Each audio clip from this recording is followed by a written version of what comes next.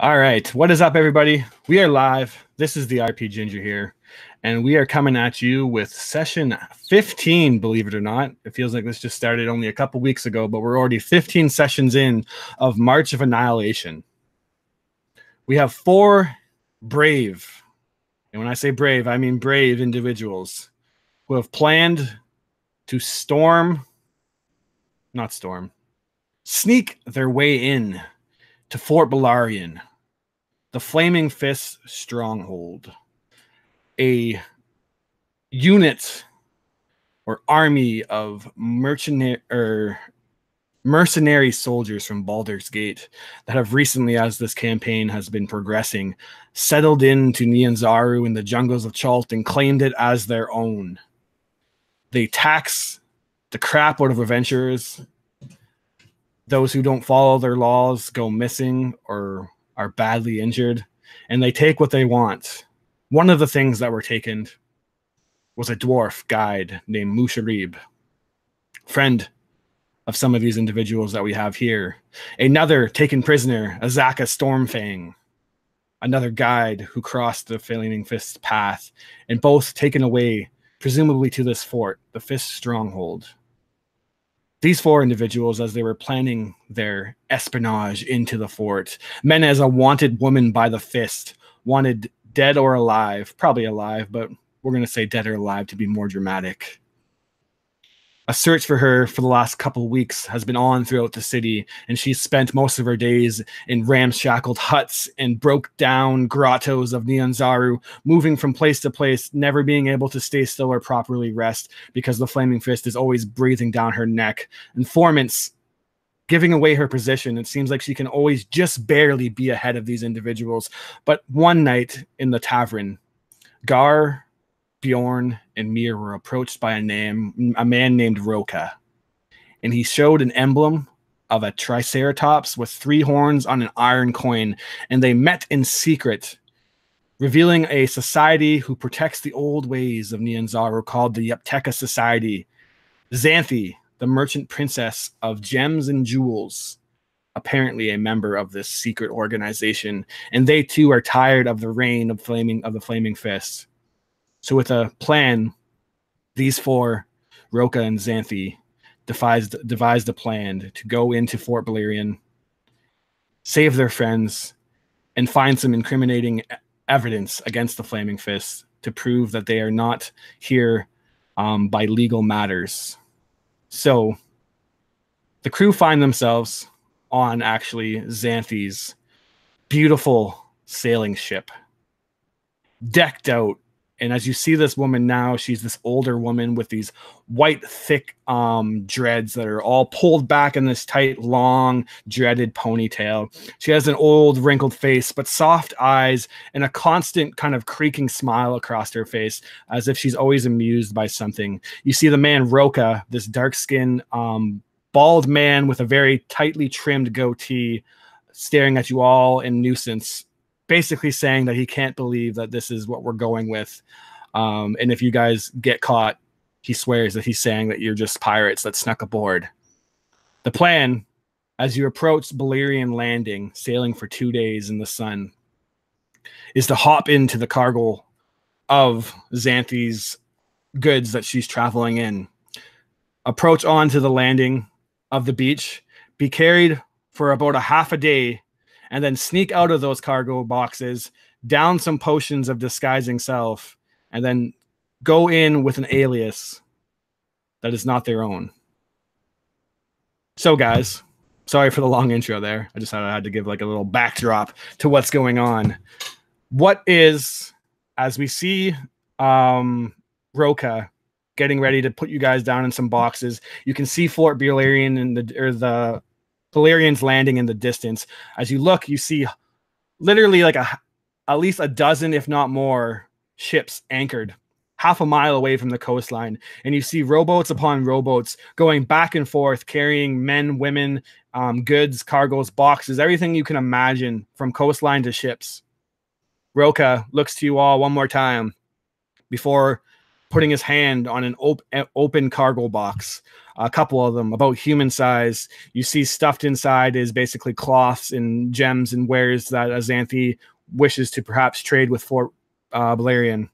And he looks to you all each and says, one more time, I must know that you at least know the identity you're going with so that we don't get caught immediately and then all killed by sword. And then first he comes up to Mir and he says, go over it with me, Mir.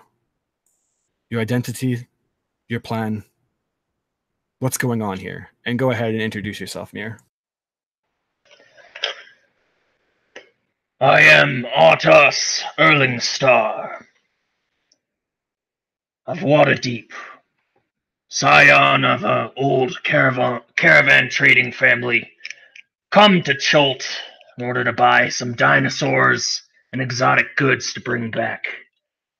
People back home will never believe what I've seen. She kind of cracks a grin. Yeah, and as you take on that voice, he kind of looks at you with like uncomfort and just like, I honestly can't tell if it's that voice or your actual voice that I dislike more. But good, get in the box. She hops in the box. Comes up to Menace. He's a dwarf now. Goes up to Menace. You, the wanted woman. Of all people to come into this fort, you have to be the craziest of them all. Tell me you at least have your head straight. What is the alias that you'll be taking once we get into the coastline and find a place to hop you guys out?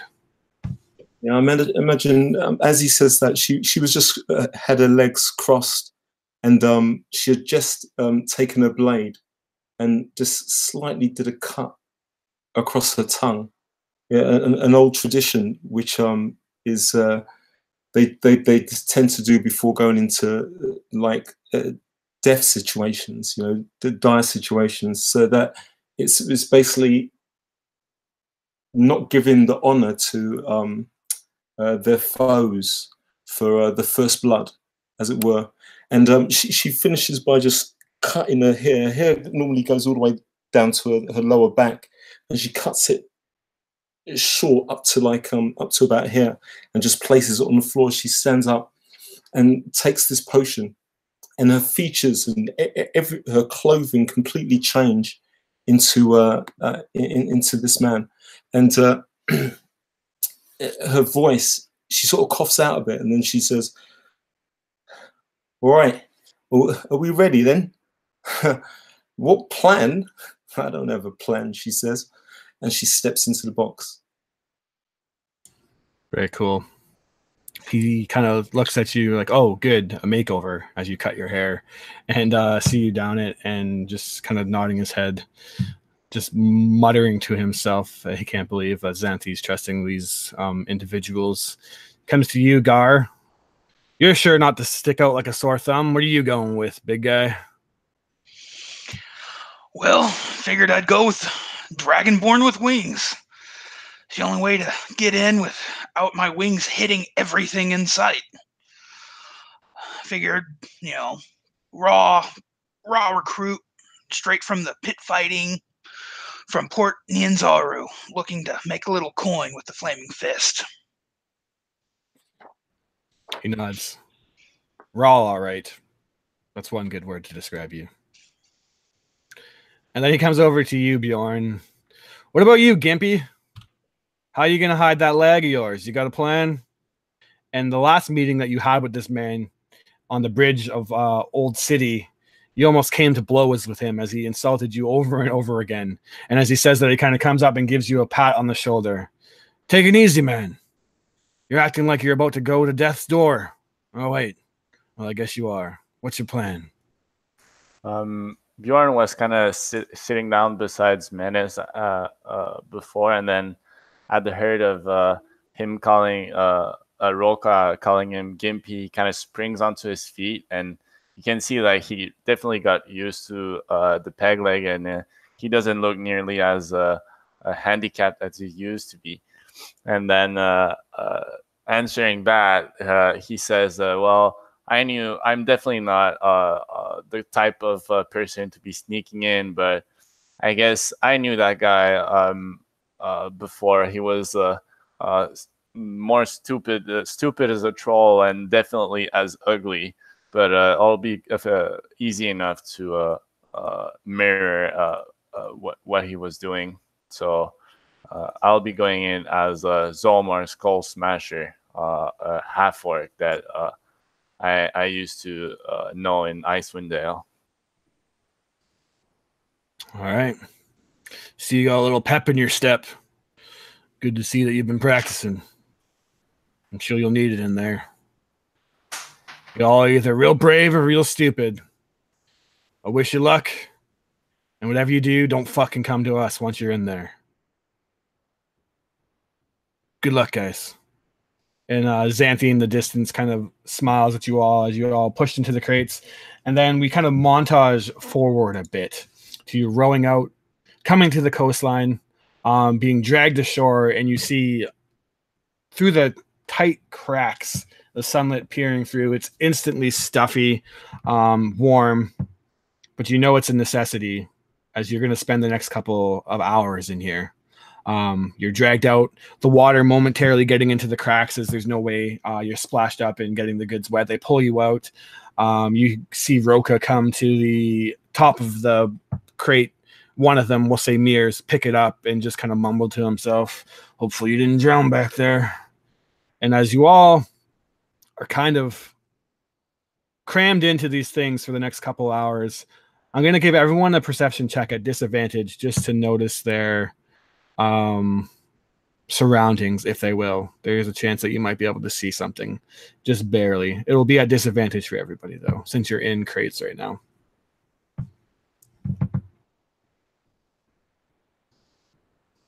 I got a 14. 14. I got an 8. 9. 10. 10. 8. 8. Perfect. That's what I thought would happen. So, Mir, you're the only one that can really tell. You see that obviously there's a bunch of people coming and going from here. You see the Fist actually expediting shit out onto the rowboats. And then other Flaming Fist members pulling stuff aboard. You see big cargo boxes that seem heavy and metallic to their weight. And then you just see a litter of basically noble people and princes coming in. So other than that, you don't notice anything else with the 14, unfortunately. So I noticed like shipments of something metallic coming in. Yeah, it seems heavy, I guess. It could be like something else, but they're just really like struggling. It takes like 6 men just to lift the box up and bring it in. Oh, and then, shit. Okay. Yeah. And that's, go ahead. That combines with some intel that we got Okay. a few weeks ago. So now we jump forward, and you guys have been crammed in these boxes for about a few hours now. You're getting presumably close to the entry point of the front gate. It's called the West Gate in Belaurian. And you hear Roka at the front say, "All right, man, we're going to take a stop over in the bush here. I got to take a leak. Come on, bring the shit over." And he kind of swerves off the path momentarily, drops the boxes with a big thud, and then basically goes into the forest and acts like he's taking a piss. You see a bunch of guys kind of walk by, and then momentarily there's a gap in the line, and he says, "All right, you idiots, get out."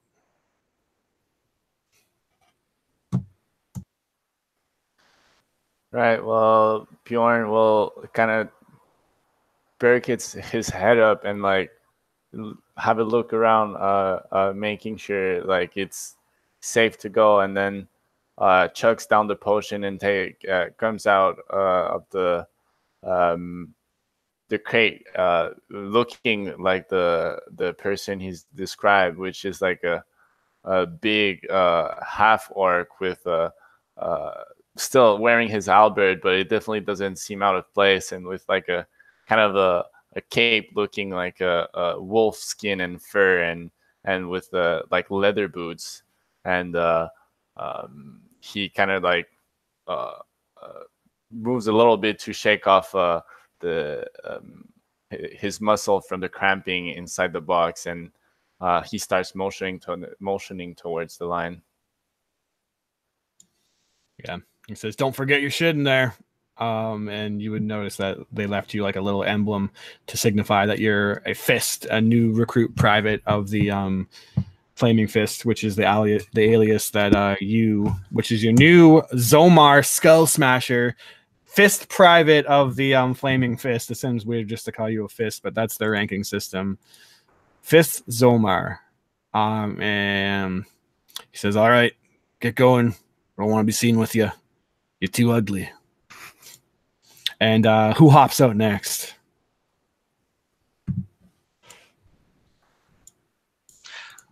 Gar, hearing it's time to finally get out of this crate, he'll down his potion, one gulp. And then out of the crate comes this glimmering, shiny, almost golden dragonborn with these beautiful golden sheen wings. And then he kind of just, flares them out real big just to stretch really well. And then he kind of tucks them back behind him. A little bit unusual for Gar, because he normally just wraps his wings around him, but doesn't want to do that with these. So, and then he turns around and grabs the little fist pin and attaches it to the leather armor that it looks like he's now wearing. He's, well, guess it's time to get this show on the road. Roka gives you like a 2-finger like salute, half-assed. Like, yeah, get out of here.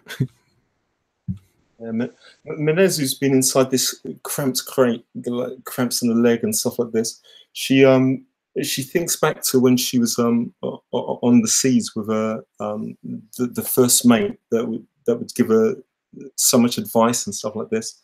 And one of the times she was again being bashed up by the same guy, Kane. Every single time, he used to call her like landlubber and stuff like this, and she'd fly into a rage. But he was like, he was just more skilled than she was. And the dwarf leans over to Menez when she's like her face all blooded up still, and he says, "Listen, I told you many times. Look, you have to watch him. You have to learn from him. Okay, the hatred and the stuff that he has in his heart. Don't copy that. But he has skills. Learn from him. Watch him." And over the weeks and months at sea, she would like really just watch Kane, how he moved and talked and acted. And she takes down the potion and she just like transforms into this blonde-haired, blue-eyed sailor, and she like comes out and just stretches and like cracks her neck, cracks her arms, and says, "Sire," kicking the other crate. I think we need you now, eh? Come on, we got to get a move on.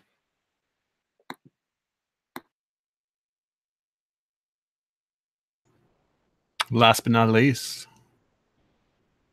arriving in the lap of luxury, she says. She hops out and downs the potion and just like expands with like this beer gut, this dwarven beard just like sprouting out black with like a bushy head of hair.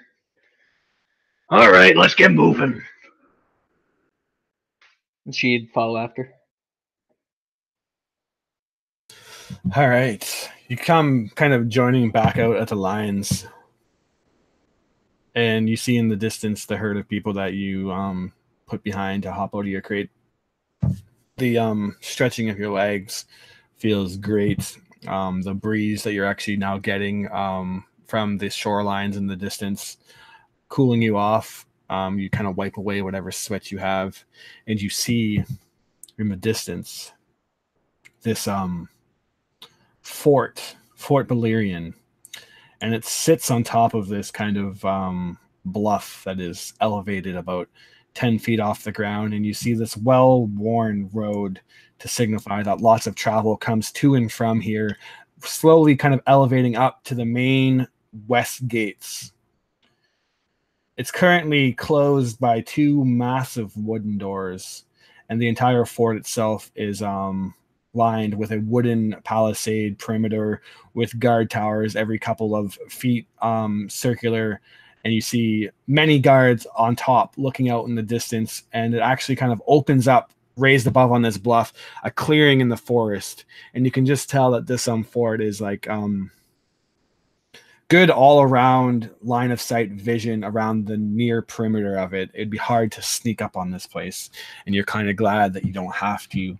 You see immediately a lineup of men, women, nobles, and recruits all alike waiting to get in, and you see that there is 6 guards above on the battlements looking over, and then 8 men in front, and it takes all 8 men to basically push open these wooden doors after knocking and getting the barricade moved to the side. And you see people starting to funnel in as there are more guards waiting to check over all the provisions. You guys, now would be your last chance to say or do anything with each other before actually going full disguise mode. As you're now kind of walking in the crowd of people funneled, you see certain people which are adorning these very ornate looking robes lined with golden filigree and just completely blinged out with metallic golden chains and whatnot. They get priority in the line. And you see the men that kind of look like they're more recruits than anything, eager, nervous. They've heard about Chult, all kind of waiting in the back for all these important people to get through. Mir would probably just whisper, if it goes bad, we meet at whatever the closest beach is, essentially. If we can. Anybody who can't fly. Anybody who can't fly, okay. Yeah. Interesting. And are you taking one of the sending stones that you got? Yeah, I'll take one of them. Did we leave the other one with the ship, or is Gar getting it? Gar We didn't really decide. Gar will take it? Yeah. Okay. Yeah, Gar will take it. Cool. All right. So you begin to walk ahead?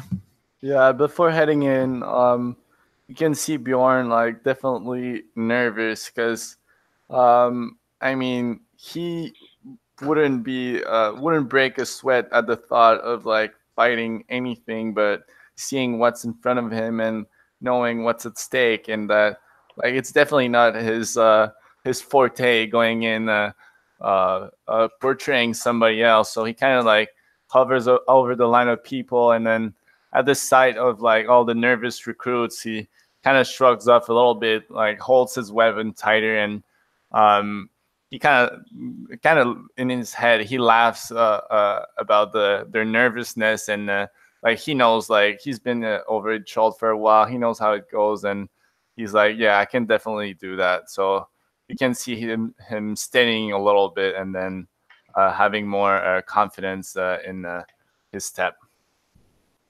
Yeah, with Minez sort of like walks up the side, beside Mir actually, and it's almost kind of the opposite. I'm sure Bjorn and Gar, especially because they were with her recently, were think what is kind of going on with her. Like the last time we went out into the jungle, just like she was just very just not the same as she was, and now there's like almost a resolution, like a centeredness, like almost like someone who knows they're going to walk the plank or something, you know, and they've really like accepted their fate. And in all her motions from the time she came out of the crate especially, but even before, she's really like embodies this other person, type of thing. So, and she like sort of like puts her hand down by her crutch and like scratches it a bit and points out to Mir, sire, we're going to go forward to the side, get some food, perhaps, get some food, perhaps. Yeah, that sounds pretty good to me. Where are the drinks? He says a little too loudly, trying to put on airs. Kind of like shoos everybody towards the refreshments and try to get a good look at where everything is, what the layout of this tournament is. Okay, so you're still at you haven't even got through the main gate yet, and as you come up, you see them ushering people slowly, and then you hear one man decked out in this ornate plate mail armor, probably the nicest armor you've ever seen. All four of you give me a perception check. Without disadvantage. Yeah, now you have full eyeball usage, so 18. Cool. 18. 18, 19, 20. So you all notice as this massive man for a human, he's about 6'4", wide-chested. You hear the clank of his armor coming towards, and you hear him yelling out, "Oi! All new recruits over here! On me!" And he holds up his hand, a fist, and you all recognize the armor that he's wearing. It looks brand new and is adamantium. All right. Gar, as we're walking up, he's looking around, and it's not a nervous looking around. He's inspecting the other people, the other nobles that are walking up to this fort. And every so often, maybe only 2 or 3 times during their walk, and as they're waiting in line to get through the customs search, he'll say, "him." He'll say, "her." And he's pointing out to Mir and Menez some of the nobles that he and Bjorn had helped rescue a while back, pointing them out as they might be a source of distraction, maybe possibly help if they run into some kind of trouble. And one that catches your eye is actually a noblewoman named Elvina Severus. And she's this kind of auburn hair, almost princess-like looking woman who comes from Waterdeep. And you see her ushering over. And as this big man in the armor is calling out new recruits, he kind of sees you three kind of just standing there taking things in. And he's just like, "Oi, you three! Either I'm blind or you're deaf. You don't look like nobles to me. Get the fuck on over here." Sorry, mate. Sorry. Come on, lads. Let's get over there. All right, let's go. And then he walks up to you, Artos, a.k.a. Mir, says, "Evening, sir. Good day to you. If you'd be so kind as to jump in that line over there, we'll expedite this line for you a bit." No, Thank you, sir. And he says, I have a great hunger tonight. I hope you have, well, at least 2 kegs of water Davian ale. Billy laughs as he walks into the line. Yeah, he nods. "Oh, I think we have something that will keep you quenched at least." And shows you on. So we'll hop over to Mir now as you guys instantly have like that last kind of look at each other, trying to keep it chill, but at the same time you're like, okay, we're in it now. And Ardos, this is gonna mess me up. Mir, you get pulled through the gate relatively quickly, and as you come in, you see that the first main gate opens up into this small rectangular shape, which you guys already kind of know because you have the rough map. And as it enters, it's basically like a kind of, what's it called? Can't think of the actual word, but an entryway before actually getting into the innards of it, where if anyone were trying to break through, this main gate, they would first have to, as you look above, see the battlements, lots of guards kind of overlooking you. In the one corner of this small rectangular shape, you see a couple of basically wood reinforced roofs with a couple of beams, and then a couple of individuals pounding away at anvils and a forge. And it's a little bit hotter here, and you smell that smell of heating up metals and ores and whatnot. And you see that there is one individual who is currently pounding away at what looks like a glowing hot sword, and he's just kind of hitting away at it over and over again. You turn by and you see that it is a human, kind of tan-skinned, this blonde kind of curly hair, friendly eyes to him, and he's wearing a smithy apron and a hammer in his hand, and he just kind of looks at all the nobles coming in and waves on in politeness. As you guys skirt through Mir, you are greeted by, I don't know if she's familiar to you or not, but the others individuals would definitely recognize Gerda, who is the lieutenant, or as Zomar with his soldier background would know her, she holds the rank of Flame, and her name is Gerta Hellsdaughter, and she's actually the one that took away Musharib. I don't think Mir was there for that journey, so you maybe don't recognize this face. But you see this woman also decked out in brand new spanking adamantium armor, and she too is basically wearing plate mail also. Big emblem of the Flaming Fist on her chest. She is the one that declared war against the rebellion, the Cleansing Flame, who is rallying up in Nyanzaru. She's the one that said she would pay heads for anyone who could give information on any rebellion people. And she greets all the nobles and says, "Greetings, my name is Gerta Hellsdaughter. I am Flame here at Fort Belaurian, Lieutenant to Commander or Blaze Lyra, and I'll be the one showing you around the fort today. Come and we'll give you a little tour of the place before the jousting festival gets along." And shows you through. You begin walking through Mir, and instantly as you open up, you see that all the merchant princes and merchants alike have begun to set up into the bazaar, the makeshift bazaar that's been basically established here for this event.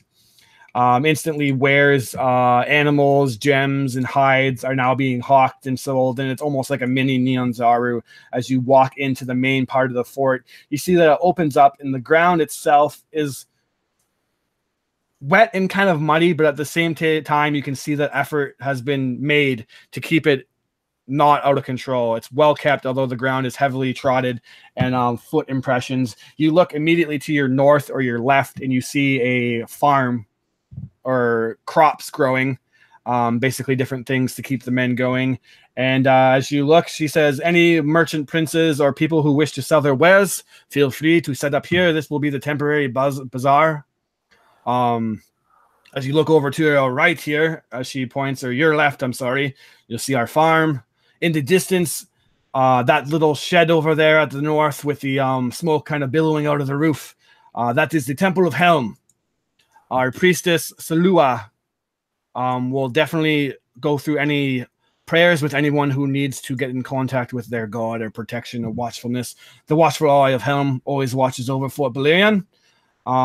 Looking on to your right or southward, you'll see the Flaming Fist Provisioner, a great gentleman named Jarl. He is the one who keeps all of our soldiers well outfitted and well fed. Although some of the soldiers would argue about the well-fed part, and she kind of laughs. And as you see this side of her, she seems like kind of at least friendly individual, and she's entertaining the people and walking you through the innards of the fort. She shows you past some stables, Mir, and then basically takes you up into around the center of the fort. Some bleachers or benches, several racks high, enough to fit a good bustle of people stationed around a jousting field.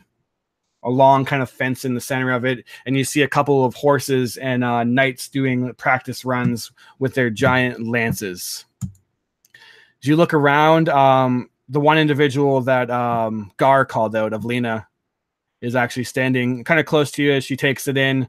As she looks around, though, and never seeing you before, you can tell that she obviously doesn't know anything. And for the most part, all the individuals that you're standing with seem to have like no clue that you're actually out of place in any way. Is there anything in particular that you're doing? So Mir would take a mug to try to blend in. Mm-hmm. I mean, like, it would be kind of weird if a dwarf wasn't walking around drinking. At least that's what she thinks. So she would go and grab a mug of ale and try to chat up the blacksmith. All right, so you just basically after the show is the tour is done, you go head over and you approach to the blacksmith, and you walk up to him, and he sees you kind of coming, turns himself around and greets you, and just, well, hello there. Who are you, good sir? Oh, don't stop on my account. I appreciate a well-practiced smith.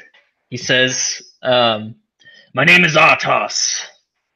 I'd shake your hand, but you're busy. Hi, nice to meet you, Artos. My name's Corey Dunadrew. And yeah, the one thing that you can say is that I'm well practiced here. The fists definitely keep me busy, constantly forging weapons and armor. It seems like I can't make enough to keep up with them. Things have been in high demand. The fists keep diving deeper and deeper into this jungle. A lot of word on the street is that they're getting closer and closer to solving whatever the source of this death curse is. It's been good business, though, for me at least. What about you? You look like a well outfitted fellow. What is a good noble dwarf doing talking to a lowly smith like myself? Well, I noticed all of the fancy armor that they're wearing, and I thought maybe that was your work. As much as I wish I could say it was not. This is some stuff that's being imported very recently, actually. Not all the soldiers have been outfitted with it quite yet, but a couple of the upper echelon seem to be sporting some fine adamantium armor, the finest that I've ever seen. Oy. Well, I've come down here to find exotic things to bring back and sell. And I was wondering if you met any especially well-practiced smiths. Perhaps people who have worked with the arcane or anything like that. The more novelty, the better. He's kind of frowns as if he doesn't want to displease you. And oh well, I'm sorry to say, Artos, but unfortunately, that's a little bit out of my reign of expertise. And as for knowing other blacksmiths, I came from Neverwinter myself. I'm not really familiar with Chult. I've just been in this fort working away day and night, trying to keep the fist outfitted. can I roll insight? Yeah, definitely. All right. I got a 16. 16. And let's see here. Strange. He's actually pretty decent liar, but he does not lie to you today. You can tell that he's holding back information and kind of looking around as you see other people kind of walking through and inspecting the wares and whatnot. Come on, boy. I wasn't born yesterday. You know us dwarves live long and we see... Well, people try to bullshit all the time. I've seen it all. You and I know that smiths have their trade secrets, especially around here. Yeah, well, he kind of holds you in between me and you. It does trouble me to keep a secret about a great smith.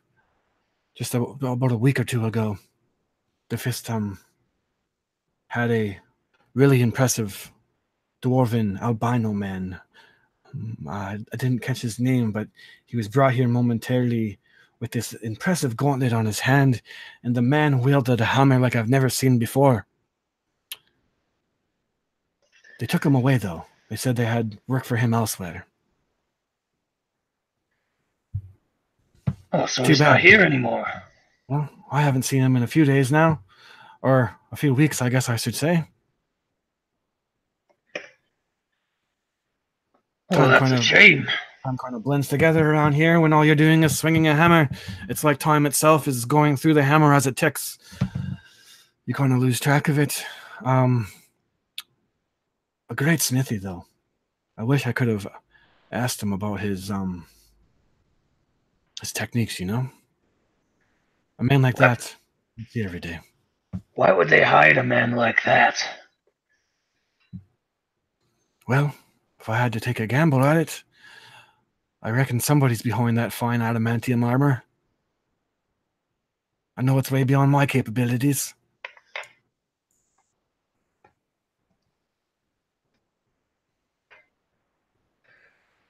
And then he kind of looks and see other people coming. He's just like, so can I interest you in a sword, or I'm working on a fine piece of chest armor right now. I don't know if it'd fit you, but I'd easily resize it for you, good noble dwarf, sir. I think you'd have to winch it about 3 sizes bigger. And he'd kind of play off that and then thank him, saying he hopes that he'll be able to meet a smith as great as the one, a great smith of Cholt before he goes home, and then he would kind of blend into the festivities again. All right, so we'll pan over to our new recruits, and you see standing before you this 6-foot tall man, and as he peels back the plate mail armor revealing his face, he has this kind of swirled black, almost like greaser like hair sweatily tucked inside the helmet. This big, like shovel-like defined jawline, massive chin, and just this powerful looking face. And he looks to all the recruits just kind of imposing over them, and he's actually standing on the raised part of the entry path at the western gate looking down, and he says to all of you recruits, there's about a dozen of you actually. So this is the fresh meat they brought in this shipment. Menez sort of like cracks his hand, and Kane cracks his side of his neck. He says, so when did we get that nice armor that you got? That looks great. We'll see if you can live a day or two in the jungle before we worry about that, Fist. Step back in line. He says, my name's Bronson Carbronum. And I'm the Ember around here, which is a sergeant equivalent for you, Bjorn. So he has some rank to him. And he says, oh, I'm the main one around here that gets you all ready to go out into the jungle. In a couple of days, we'll be sending you lot out into Mesro. That's kind of the entry-level training ground for you pitiful swine. If you can survive there for a couple of days, prove yourself, not get eaten by some dinosaurs or devoured by the undead, well, then maybe we'll start thinking about getting you some better armor. And he looks at you. What's your name, Fist? When he, before saying that, like kind of interrupting him, Bjorn will speak out loud and like kind of puff out his chest and say, "Oh, a few days. I'm ready to go out today. Name's Zolmar, Skull Smasher. I'm ready for that puny jungle." He kind of scoffs at that. Skull Smasher. We'll see about that, won't we, half-orc? At that, he'll just like kind of make a wicked grin, and you can see his like prominent bottom tooth, like one broken and the other one like well sharpened. Yeah, and then he looks to you, Menez, eyeing you up, and he just has like this long stare of like someone who has clearly seen battle and come out the other side, and just stares into you. What's your name, Fist? Yeah. My name's Kane, sir, sire. Kane Lorak.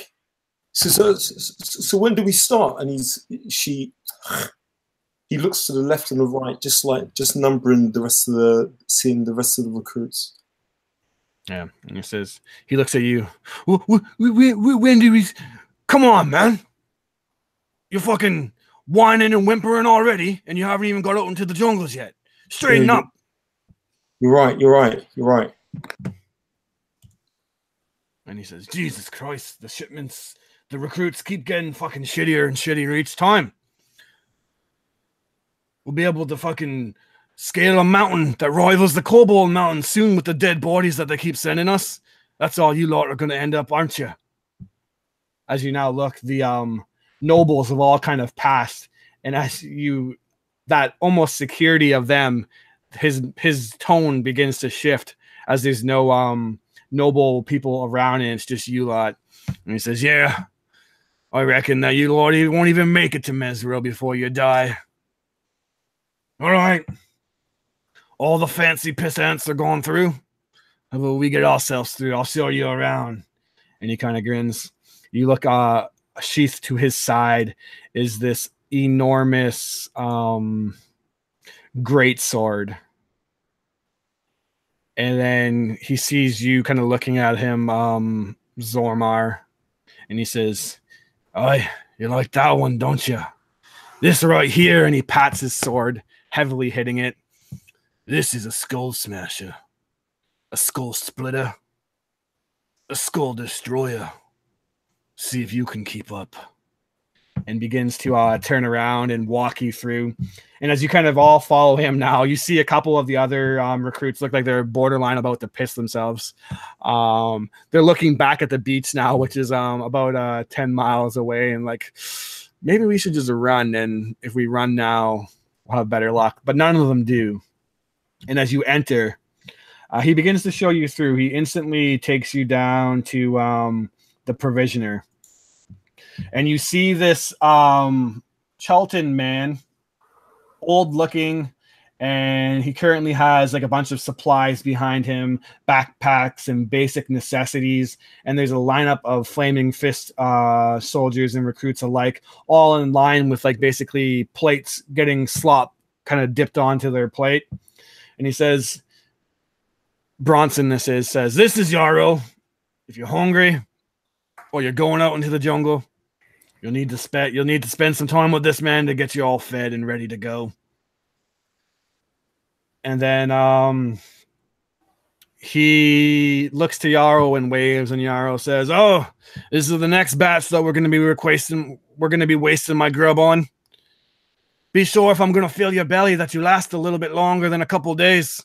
And kind of laughs. You look now behind you all and see that the mingling of the nobles and whatnot are kind of kept distance from here. You see a couple of other stables, the jousting pit. He walks you guys around, and you come up to another gate. This gate is completely shut and reinforced with iron. And he says, "This is the ore gates. If we ever were seized for whatever reason at the main gate, this is the one that we'd crack open and flank the bastards. No one's stupid enough to try to come after us, though. The Flaming Fist got a great grip on this place." And he says, "I tell you what, if your lot do make it, you'll be doing good for yourselves out here. We're making good coin. The jungle's ours. And if you can cut it, there's a chance that even you might be able to get your own little slice of Nyanzaru, the richest city in the world." And he says, "Lucky for you lot, there's a special little tournament being held here for all the snobby little rich folk. A little special treat, or I guess a form of entertainment before you lot get out into the jungles." And then he kind of finishes the walk and shows you to basically there's this curved, massive rectangular shaped building in the far east section of the fort. And he says, "This is the main headquarters, but you lot," and basically connected to that south section of the massive headquarters are two small barracks. And he shows you in, and it's very clustered and claustrophobic. And there's like straw kind of roofing, and the sun is creaking through. And as you look, there's just rows and rows of bunk beds just literally crammed together so that basically only walking to and from your area to sleep would be all you could do in this. And he says, "Any one of those empty lock crates, feel free to throw your shit in. Hammocks, that's where you'll sleep at night. Find one that's empty, preferably. And as you kind of open yourselves in, you instantly feel how like stifling hot it is in this secluded, clustered little barracks that you men are expected to sleep in. And he says, well, there's not a whole lot to do until the festivals kick off, but I think I should probably keep you all busy. How many is there of you? When he starts counting, 12. All right, go ahead. Minez like cracks his middle finger and he says, "So when's the those festivities you're talking about? When's that begin?" Yeah, when are we eating and drinking? That's all I'm waiting for. He laughs. You lot think that you get to eat and drink with the nobles, do you? That's amusing to me. You guys are a funny bunch. Gar will speak up, kind of, Rhaegar's reporting for duty, sir. What mission do you have for us? Rhaegar, I, Ember Bronson, have a very important mission for you. Report immediately to the stables and clean every ounce of shit and piss in those stables immediately. And he looks to all of you. That means all of you. Me too, Lieutenant Ember. He tightens his grip on. You hear his gauntlet kind of crushing together. The sound of like. I got it. As he starts making his way up. Yeah. So you guys head, and he kind of finds one of the veteran soldiers, a corporal or a gauntlet, and he says, "Aye, gauntlet, show these men to the stables. I got a special mission for them to report to, if you know what I mean." And he says, "Aye, Captain. I think I know what you want me to do. Come on, man. Got a special job for you." And he brings you around the basically the jousting ring and shows you to the stables connecting to it. And you see this. Go ahead. But as he's taking us there, and we're walking along and stuff, and two things. One, Menez is, just wants to. How high is these the walls, by the way, roughly? The walls themselves are. Let me find out for you. And if there's any steps that lead up there. Yeah, so there would definitely be steps. Most of it would be gained from the kind of entryway between the main gates and the main entry into the fort. And the battlements or palisades are on a 10-foot embankment, and then the walls themselves are about 15 to some places 20 feet high. The main entrance is on the west side or on the south side? West side. The south side is the ore gates, which are basically shut at all times unless there's an attack. In which case they would use it to flank anyone attacking their base. Okay, yeah. What's the entrance to the main building? The entrance to the main building, which is the headquarters, basically is another like subsectioned off palisade within itself, and that basically blocks the main inner bailey, a bastion of the fort itself. The bailey is 20 feet tall, and the peaks of the roof you see, or the little palisades protecting the main door are about 15 feet high also. So it basically like is this fort within a fort, I guess, is the best way to look at it. All right. And he motions, go ahead. So, and he sort of nudged him just softly. How long you been there for? This looks like this is pretty decent place you're working there. Yeah, it's pretty good. I've been here for about a couple months now. Name's Angus. Hey, Angus. Oh, what's over there then? And he points towards where the smoke was coming out, where they were talking about the temple. Oh, that's the Temple of Helm, or a little shrine, I guess you'd call it around here. Not much of a temple, but Salu. Do you ever go there? Helm's not really my thing. Me neither. I'm not such a religious kind of guy. I tell you what, I got this joke. Right? Have you heard the one about the? Well, maybe I shouldn't say because How many? Are there a lot of those? Priests and stuff in there. There's a couple priests, but a lot of the men and women here are a supporter of Helm. Oh, right. Yeah. Well, anyway, I'll change it for this occasion as we keep walking. And he says, "Have you heard the one about the magician without a wand?"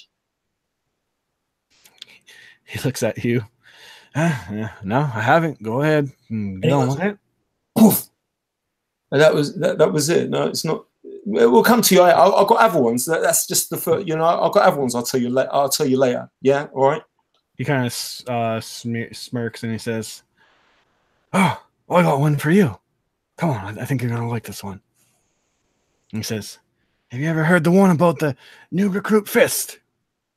He's like, no. And he cracks the side of his snake. No, tell me. I know that one.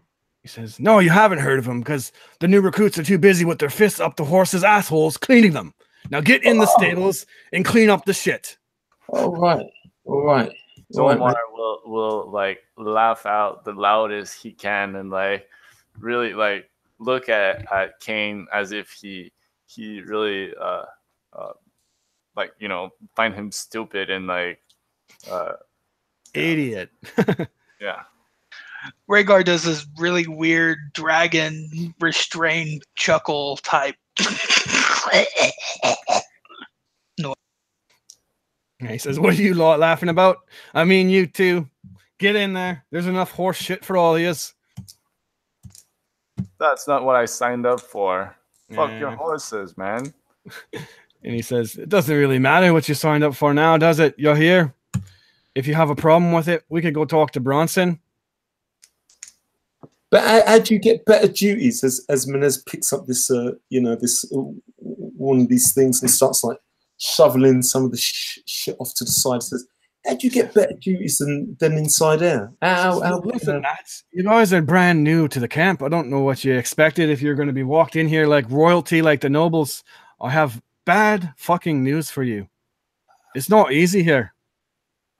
And I think my accent just changed for some reason. Not really know how we got to this point, but we did. So suck it up, man up, shovel the shit, get out into the jungle and prove yourself. And Zolmar will just kind of curse in Orcish and turn around and head towards the shit as well. All right. Yeah, you enter in and you see as you're kind of shoveling this another bald pale-skinned man kind of comes out and he has these big bushy white eyebrows and he says, "Hey to the lot of you, I'm Thaven the Bald. Welcome. I'm the stable master here, and I think that you guys are probably the ones that are on cleaning duty tonight. Oh, unfortunate, but don't worry. You got a good bird's eye view to the jousting arena. At least you'll be able to watch it." And as he points, you see that the stables do indeed open up the small kind of window, and there's like this brief respite from the smell of manure, this gentle, almost non-existent draft of air wafts in, and it's like sanctuary, just so close yet so far, and he hurdles you over.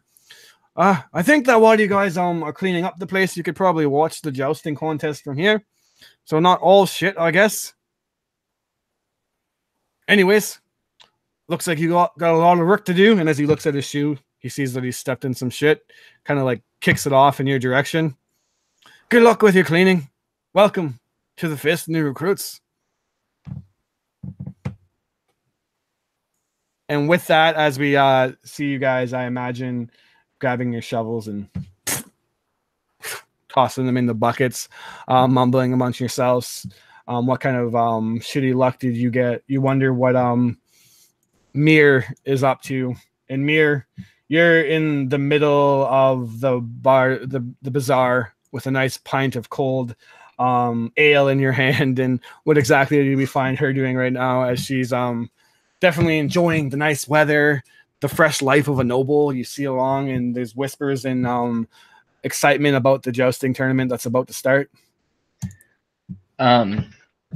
So she had noticed the shipments coming in earlier, so she would try to figure out potentially where they might put the boxes after they take the armor out.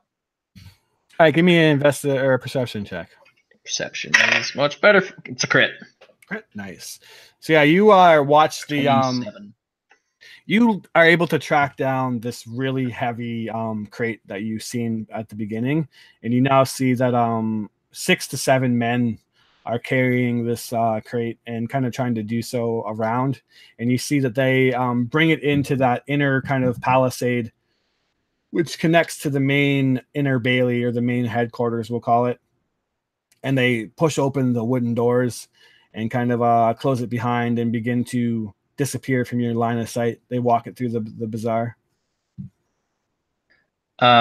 Could she have gotten a look at potential?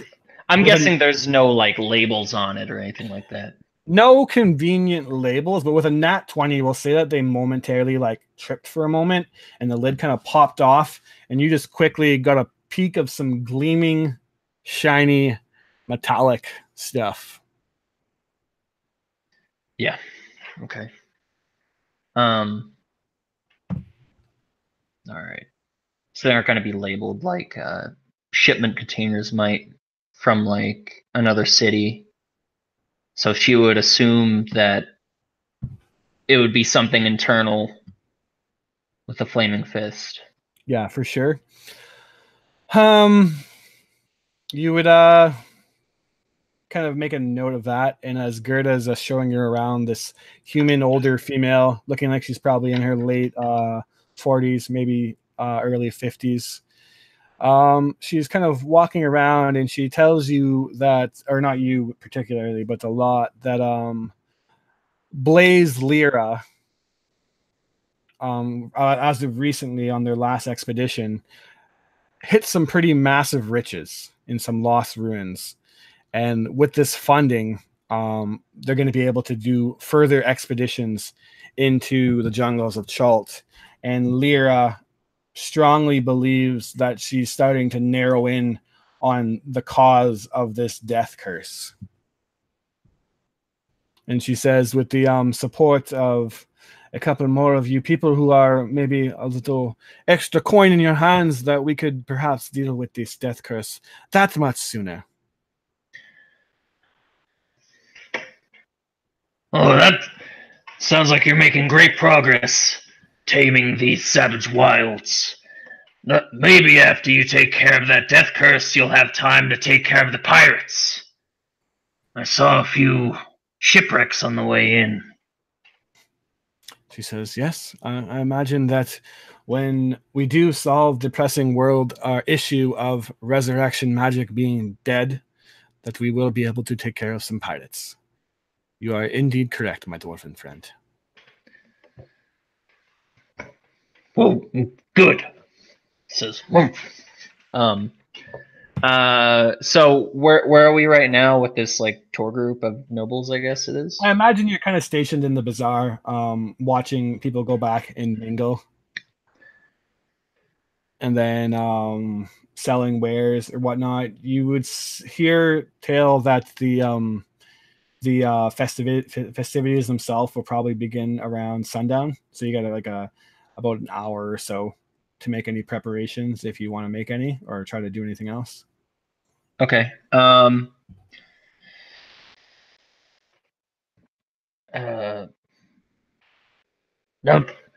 Gerda, you see, your organization seems like they're pretty well established here. How long have you been in Chult? She says, well, the Flaming Fist have moved just a short few months ago. It wasn't always as stationed as this, but like I said, with the riches that Lyra has recently struck, we were able to expedite our organization a little bit further and grasp a hold. And it doesn't hurt that the jungle itself does belong to the Fist. Being out of Baldur's Gate, we owned pretty much everything on the island from the Mist Cliff all the way to Kitcher's Inlet. It's a noble right to, and then sorry, I'm tabbing through my things trying to find the name. what the fuck is his name? You have a right to it, but I'm guessing it doesn't give up without a fight, eh? Yeah, she basically I've says, seen the beast you've tamed. "What do you mean the Those beast small we tamed?" feet. The dinosaurs! They're humongous. I've never seen anything like them. Yes, some bigger than others. Some can swallow a man whole. Now, I've heard tales of the work you've done. If my own eyes don't deceive me, you've been making great progress here. Now, I have some men that I was going to assign down here. Once they were done with their tour with my company, well, they wanted to come down here and try their luck in the jungles.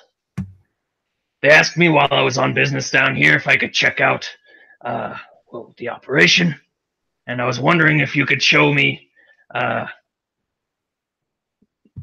He would say, basically like their operation, like a quick tour of like the interesting bits, not the bits that they just show to the nobles to make them gawk. Yeah, Like so the she. nitty-gritty.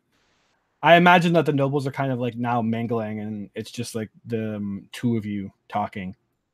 Yeah. And she walks up to you and holds out her hand for a shake and says, "Is that so? Didn't quite catch your name, sir." Artos Erlingstar. He'd say, and like put his fist on his chest as a show of respect. Nice to meet you. Do you have a title that I should call you, or sir? I'm trying to think of what a good title would be for you. No title. Just Artos. Well, what kind of men would you be willing to send to us? Mostly caravan guards. We've gotten bored of sitting and watching crates all day. Want a bit of excitement.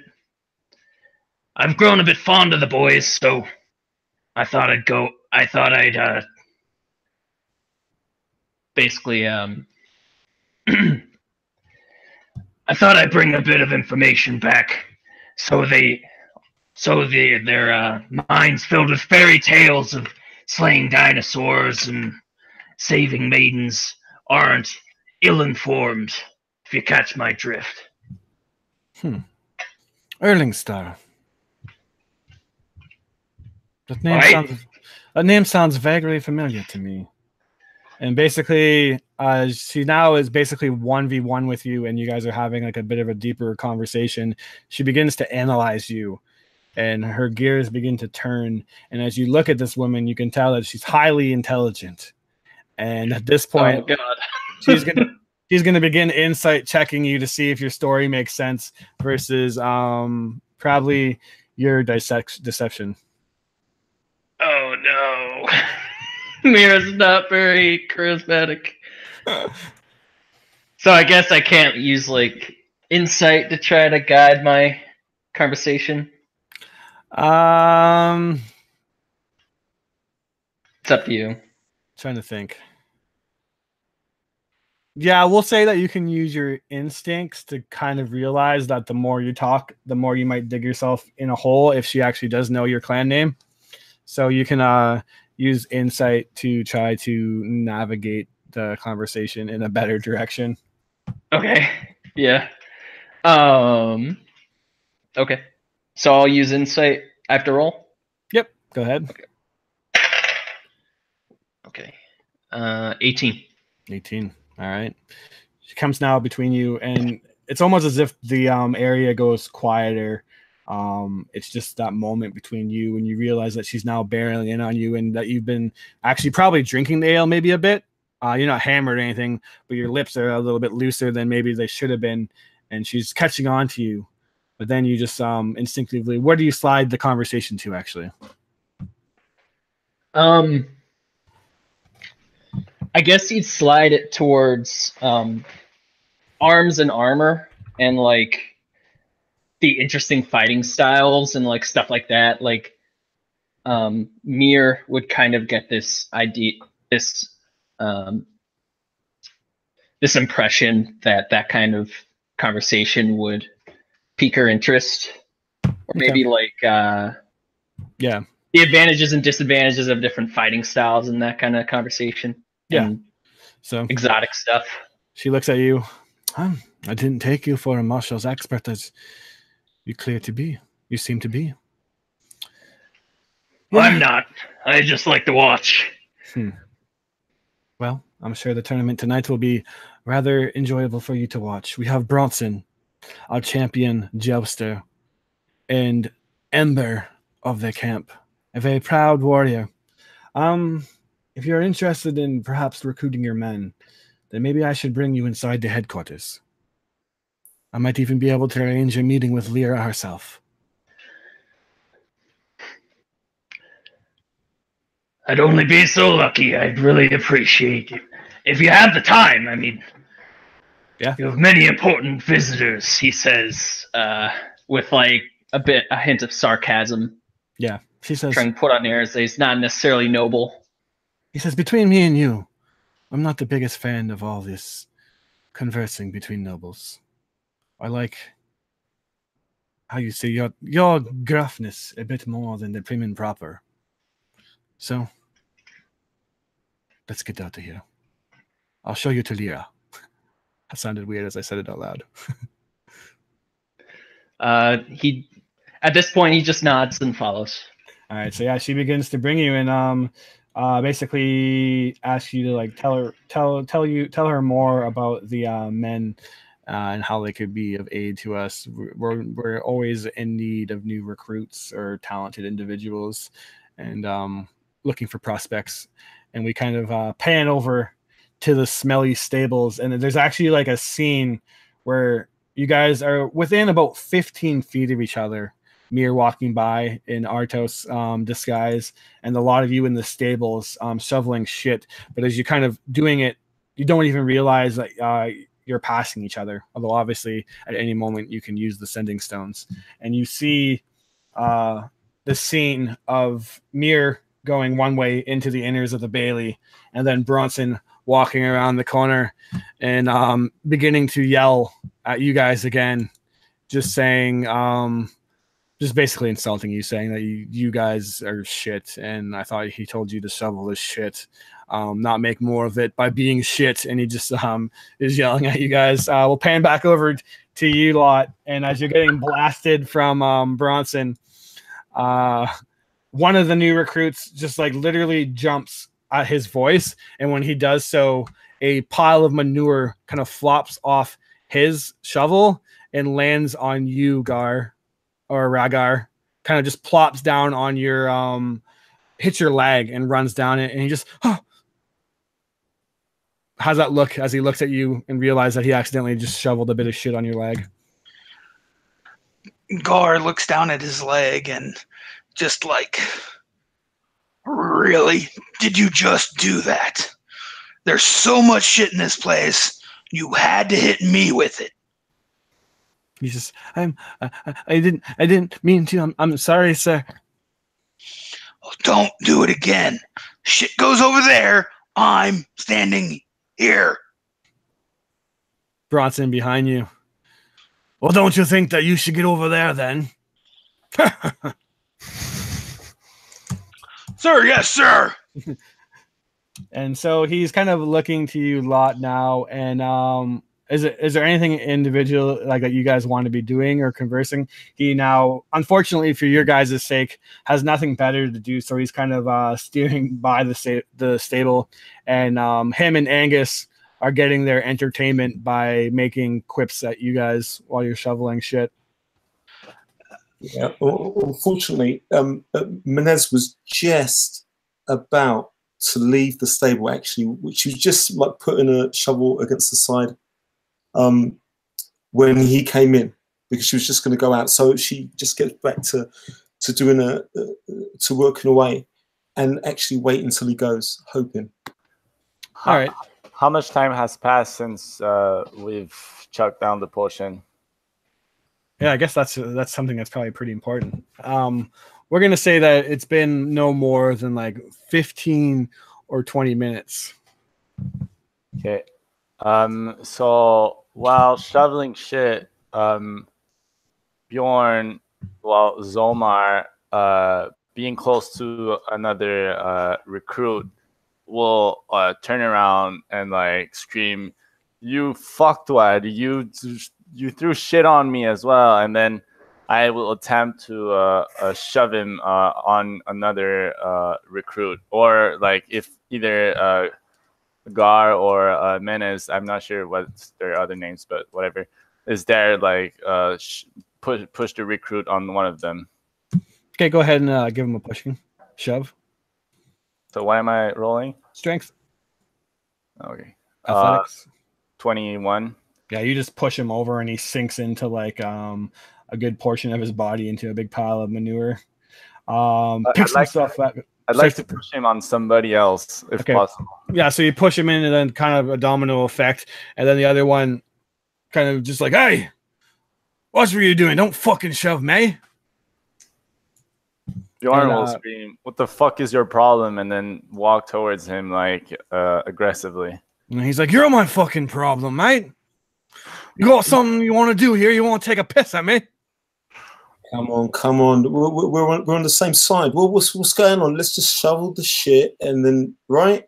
And she looks at the door, hoping to see that by now, just to see if Bronson's still at the door.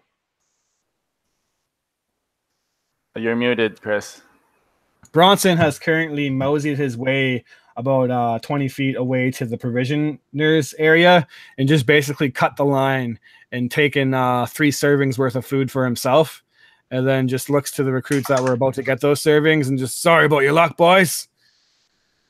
Excellent. Menes like pushes these two apart and says, "Come on, you need to get some air." He says, "You too, with your big mouth." She points to Gar's. Okay, so taking him by the arm, she like walks out of the place. Is Angus still there? Oh yeah. Angus is around, so if you guys are going to try to like walk away, he's not focused on you guys right now. He's kind of just basically chuckling himself to what Bronson's doing, just like fucking new recruits. And if you guys want, you could try to like stealth by him. Not necessarily like stealth, but like get away, if you know what I mean. Yeah, I guess we'll try to do that. Okay. Yeah, and then Menez is still holding Zomar's arm until you want to get rid of it, sort of thing. And she's walking in the direction towards the temple, cutting across towards the temple, going past the front of the fort within a fort type of thing. Okay, so en route to the temple as the other 2 recruits following. Yeah. All right. Yeah. So yeah, you interesting.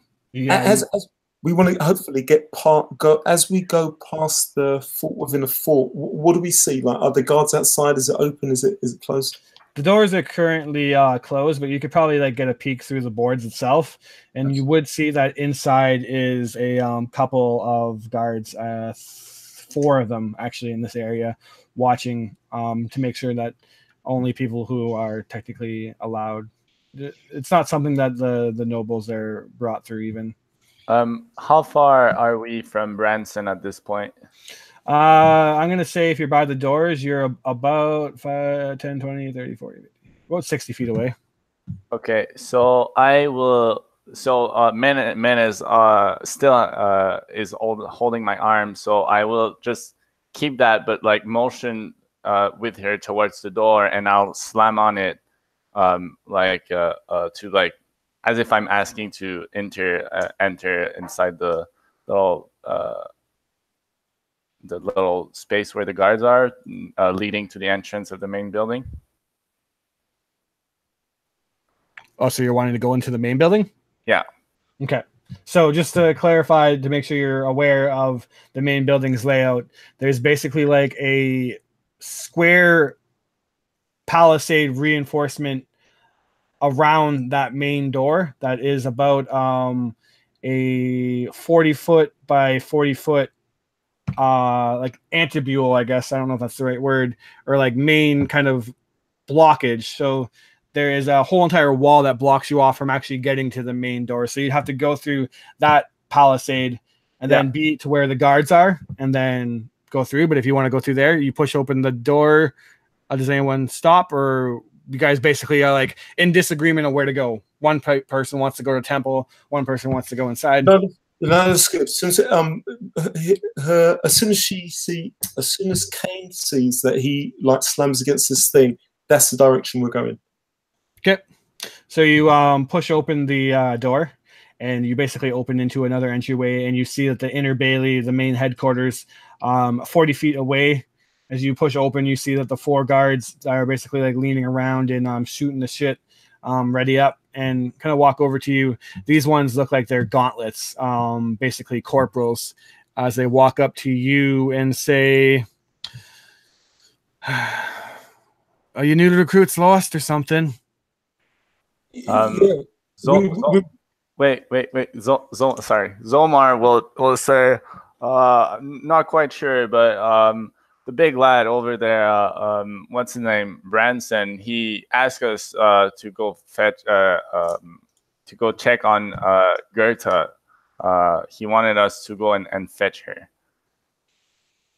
Bronson wanted you to go fetch Goethe.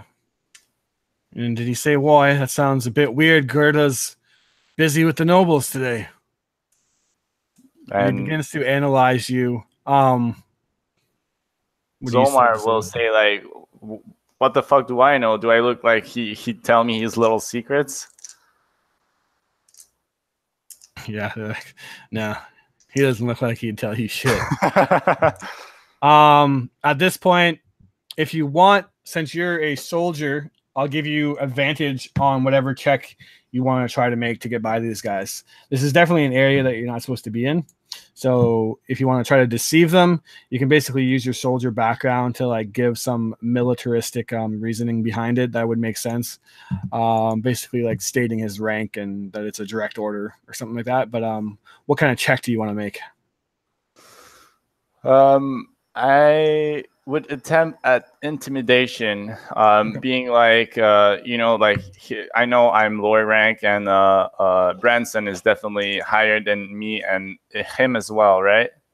He's higher than Gauntlet, so I'll be like, I mean, I don't care if you don't want me to keep going through, but like if that's the case, I'll have to go get him, and I don't think he'll be happy to have to do whatever he has to do by himself. Yeah. I'd like to aid him. Kane is like puts his hand on Zomar's chest and says, "No, mate, let him get the shit from Bronson. Let him. Don't fucking help him, mate.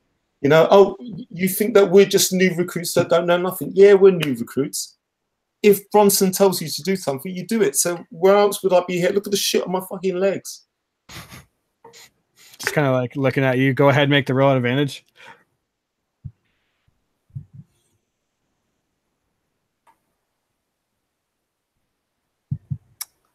Uh, 14. 14 at advantage? Yes. All right. Versus their roll. Interesting. They say they rolled a 7 plus modifiers. Oh, sweet. Is not. So yeah, they're looking at you and they're like, all right, take it easy. Don't need to go fucking pissing off Bronson. He'll smash our head and yours alike. Just be quick in there. Gerda's got a lot on her plate. Around for. Let's go. Thanks, mate. All right. This is interesting. Sir, yes, sir. He's looking at you like, why the fuck are you calling me sir? And then they kind of mumble to themselves, fucking recruits. And you guys go on. Since a couple of minutes have passed then, and you guys are both heading into the same area, we got to zoom ahead to Mir. So Mir, you open up to the main courtyard in this inner bailey.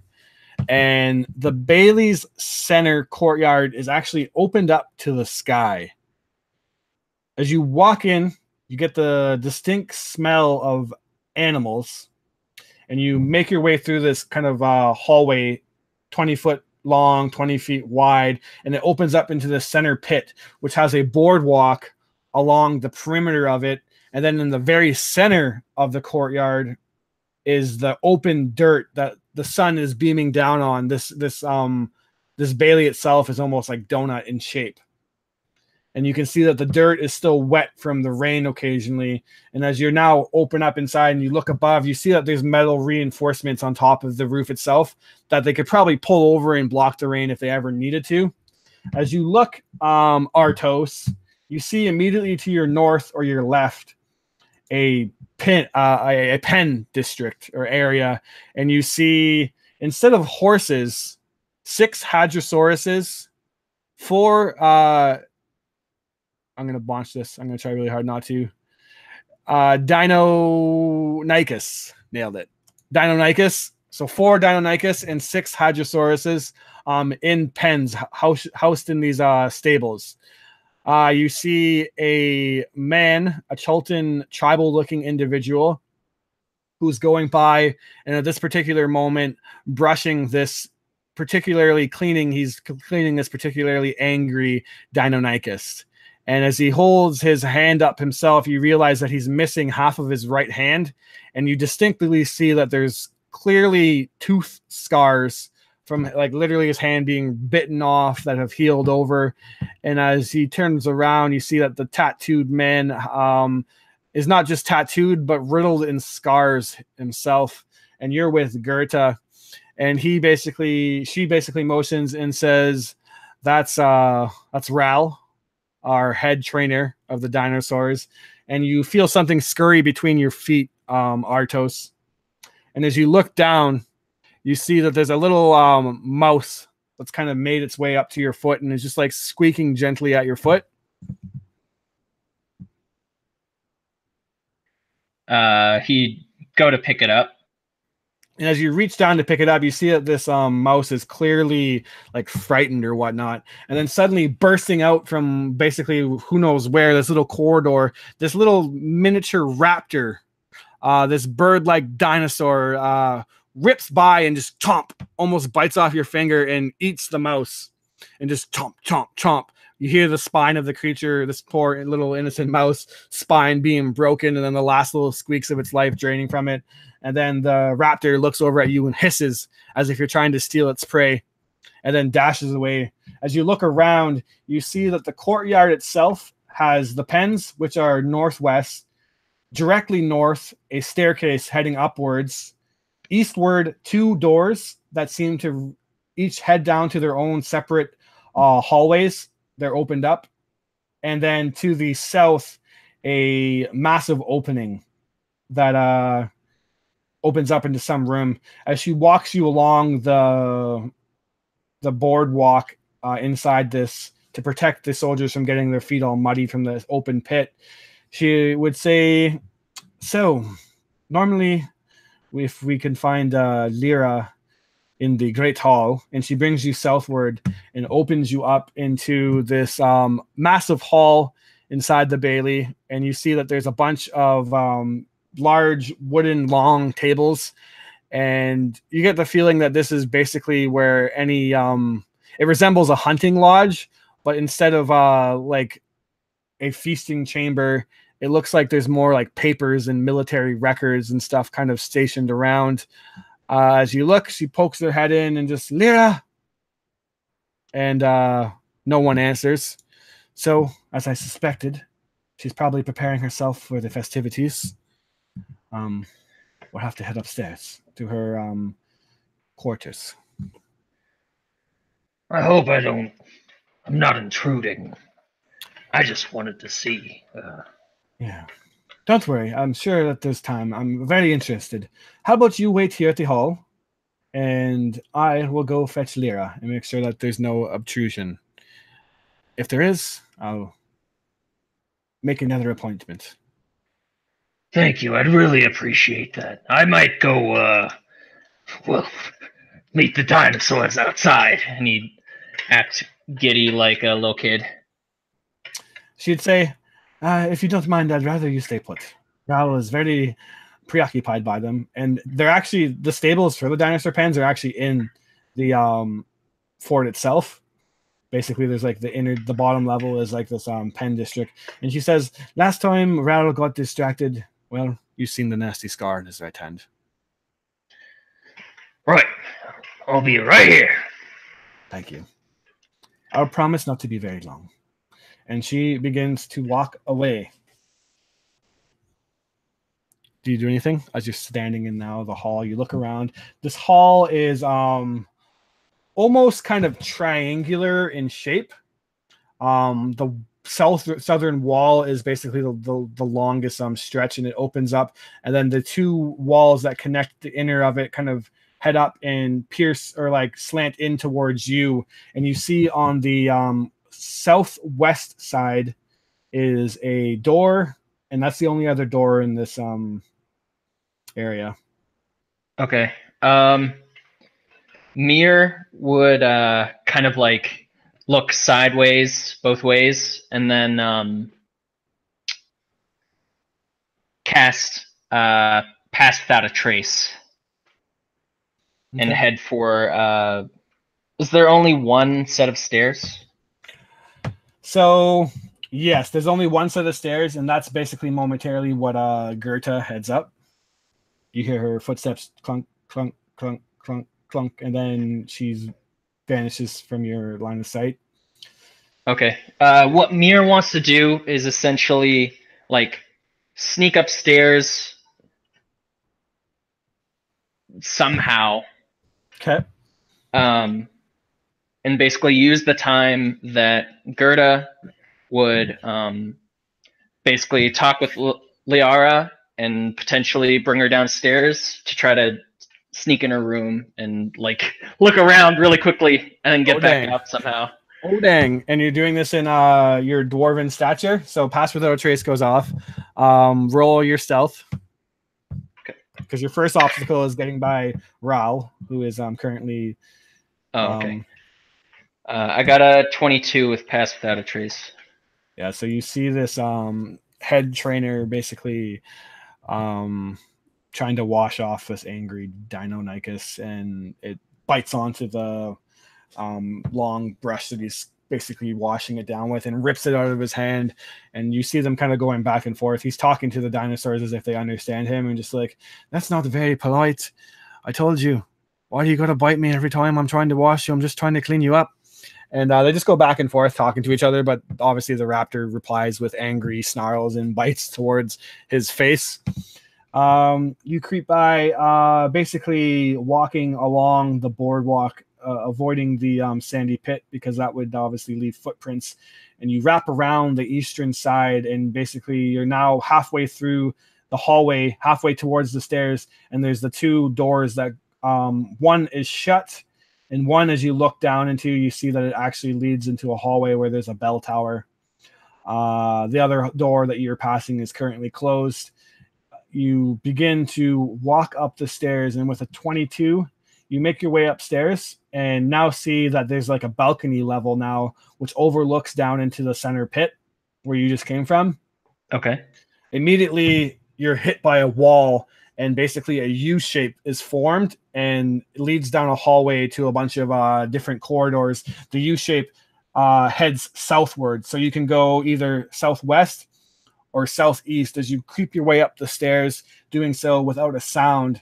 You do not, let me see, hear anybody just yet. A U shape. So I climb up. Which way?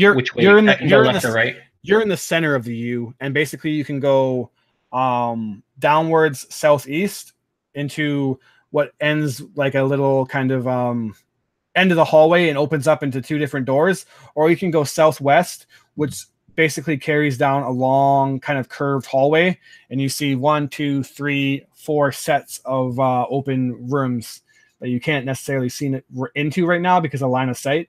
But that's okay. The southwest is the longer hallway. She'd probably go down the longer hallway. All right. So you pass the first door and you peek your head in, 22. You see that this room looks to be basically upper class soldiers' rooms. You see like basically 4 beds and 4 lock boxes, and the rooms are kept pretty tidy. All the beds are made, and you don't necessarily see anything of interest in there. Carrying down the hallway, you pass another set of doors, and you look inside, and it's just a private room with 1 bed and a desk. You see that it doesn't seem like anyone's actually staying in this room itself. The room seems untouched. And then carrying down another about 5 foot, another door opens up and is basically identical to that one, and only parallel or like opposite in its setting up or arrangement. And then finally, you see a shut door at the southernmost area of the 2nd floor, and you hear talking. Okay, I'll. Can I try to listen in? Yeah, give me a perception. Okay. Actually, give me a... No, I'll keep your stealth for now. Give me a perception. Okay. 19. 19. Can I try to sneak past the door so I can, instead of being, like, listening from where they would need to pass by me? Yeah, interesting. Definitely. Maybe try to set up in the opposite direction from where they might need to go to get to the stairs. Does that make sense? Yes. So 19 is actually pretty perceptive. You hear Goethe saying that she has a dwarven individual downstairs talking about recruits that he could possibly send our way, and then another female voice you haven't heard responding, Goethe, that's good and all, but I have a lot going on right now. Why would you, as my lieutenant or my sorry, I'm losing focus on the rank here. She is a flame. You as my flame bother me on a day like this over a simple recruiting circumstance. And she says, well, the dwarf's clan name I recognize, and his story just doesn't seem to be adding up. Something's not right. Oh, snap. She rolled a natural 20 on her instinct. Oh, no! Oh, shit. So you hear that, and she says, well, what do you mean? And she just says, something's not adding up. And I think that me and you should maybe question him while we have him alone.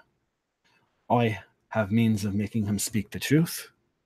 And with this current issue of this cleansing flame, I think that we cannot be too certain that spies have not tried to infiltrate our base right now. She says, you hear the voice, oh really? Well, let's go have this meeting about recruitment. And stealth check. Fuck! Okay. Oh my fucking 27. God. 27? Whew! So, Stealthiest dwarf ever. stealthiest dwarf ever. Just But like unless- she hears something that's like, oh, fuck! She almost says out loud, and then Tell me tries though, to hide. because tell me how you're going to, because basically she's 100% going to lock her door, not leave it open. So what are you going to do with a 27? They definitely don't see you, but you got to make some sense of me if you're going to end up on the other side of the door, because she's not just going to leave her main quarters open doored. You see that she has a big set of keys, or you hear, like, I guess the jingle of keys or whatnot, and she just basically, you see the door now open, and what do you do? She'll oh, shit. If I use wild shape and then I get back out of wild shape afterwards, would I still be in my disguise, or would I have changed back? That's an interesting question. Because it's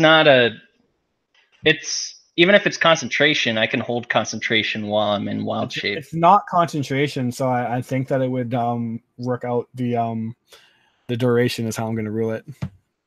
Yeah. Then she's gonna wild shape into like a normal spider and basically like crawl up above the door and wait for the door to open, and then pop in when they leave. All right, you do so, and then you hear the footsteps doof, doof, doof, begin to walk away as you're now inside her room. You see that this is a rather large room. You hear a click of a key locking behind you as she definitely locks the door. And as you look in this room, you see in the southern chamber, hold on, I opened the wrong one. Oh my god! All right. You see obviously a bed, a desk to the western side of the room, a table, and then basically like a outfitting desk on the eastern side. You see closets, and what else do you see? A lockbox, basically positioned next to the working desk. Okay. She'd look around. She'd think about checking the lockbox. But she'd mostly focus on like looking for like false bottoms in the desk or like false backs in the closet. Like, okay, give me an investigation check. From the conversations that she's been seeing and hearing with the nobles and all that, like she's pretty legit. So she probably wants to hide a lot of stuff if she's like dirty or whatever. You know, give me an investigation check for sure. Okay. Oh, actually, I'm pretty smart. Okay. 14 plus, what's my investigation? 16. 16. As you thoroughly check out this room, you don't find any like hidden things in any of the desks or not. And you just kind of like, holy shit, this woman keeps a tightly organized area. Nothing seems to be really out that even discerns anything. But then as you get to the lockbox, and it's like basically your last resort, you go to open it and it's locked. Click, Shit. click. Fuck.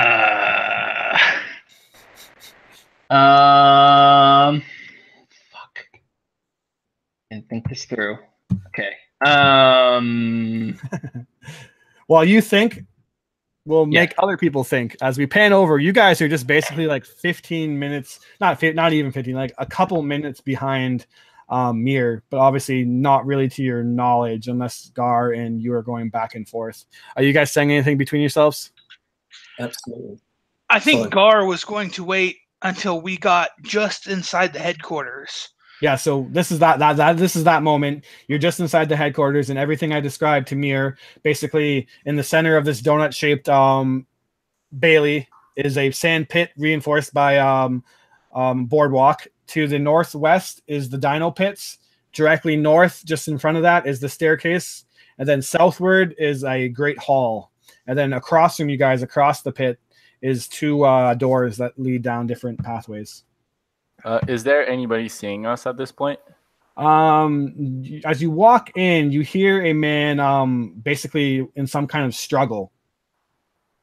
But he doesn't. He's not in line of sight to us. No, you don't. You don't hear anything. You don't see anybody. No. So Gar probably checking on Mir. Yeah, I think Gar will kind of like take his arm and kind of like act like he's scratching his back, but actually he grabs the sending stone and will message Mir. We're inside the headquarters. Where are you?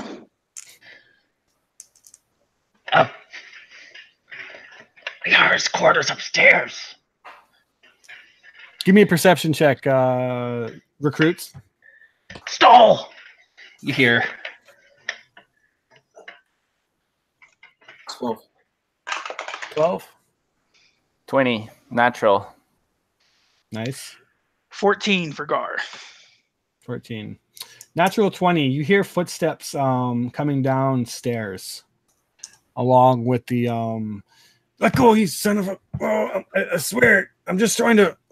And then falling to the ground in the screech of a dinosaur, a man picks himself up and scurries out, just like, oh shit, I think he's gonna get loose.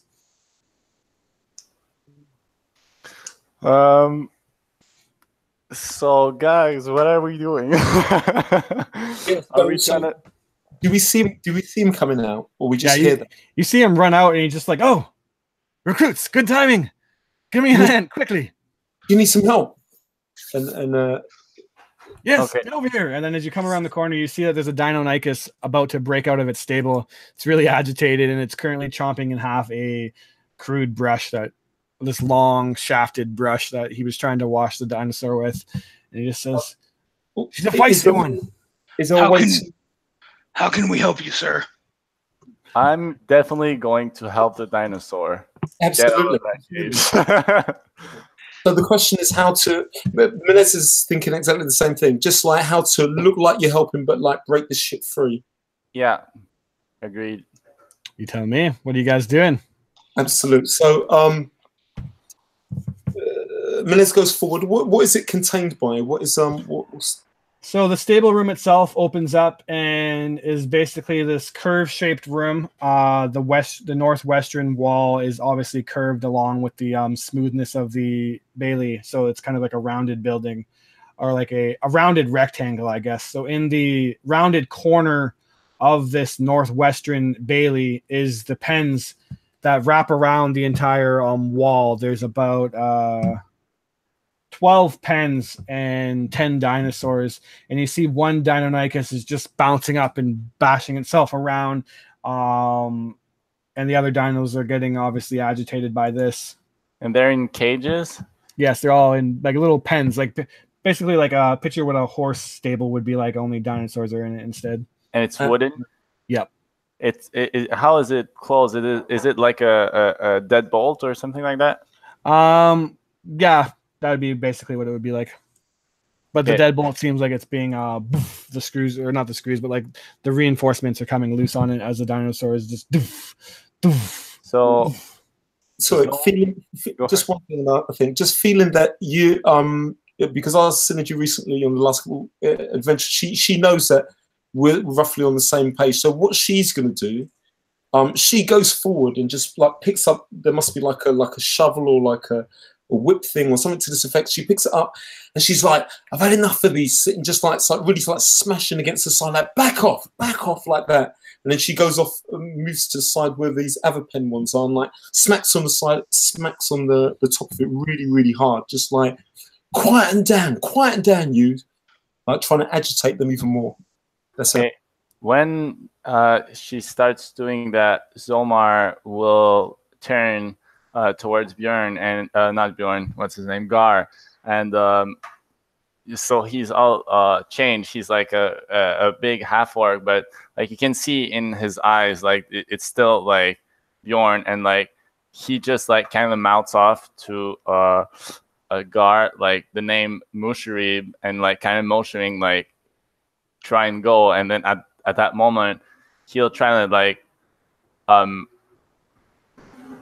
motioning towards like to help the guy, but like being all clumsy and shit, kind of like stumble and like push the guy a bit over and trying to like push the cage open some way. Is that possible? Yeah, so as you guys kind of come in, Kane just like smashing the cage with a stick, provoking it even worse, and then you're like basically stumbling into him and whatnot. He's just, Raul is like, on second thought, maybe you guys should back up. And then just you shove him down to the ground. He falls up and picks himself up. Yeah, you're not really helping at all. Abba, calm down, Abba. It's okay. And then just, hey, you stop smashing that damn stick against the cage. You're just making it angrier. And give me a performance check to both of you to basically make it look like you're not being. Oh fuck. That's bad. Yeah, me too. It's really bad. Really bad performer. I got a 2. Like Gar's just kind of standing back there and like watching you two try and like not let these things out of the cages, but at the same time trying to let them out of the cages, and he's like, "Yeah, really, guys."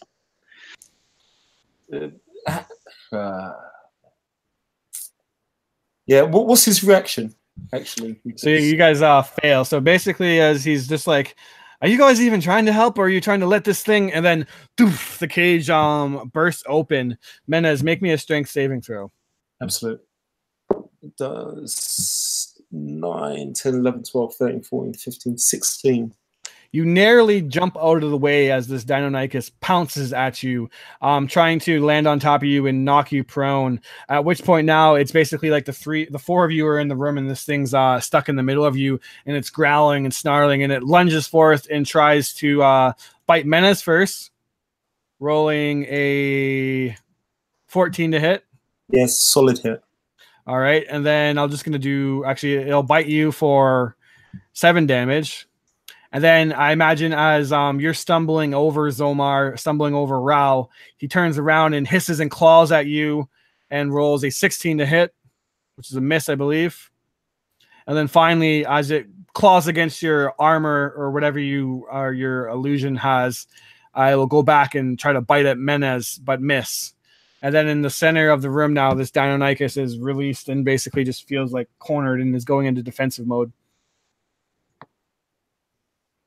I will try while the Deinonychus is like out of the cage and like clawing at the Menace. I will try and I'll be like, "What the fuck is this? Like, we got this, man. We got this." And like, obviously failing really badly. Yeah, looking like I'm helping, but I'll try my best and open other cages, and then I'll motion again to Gar like.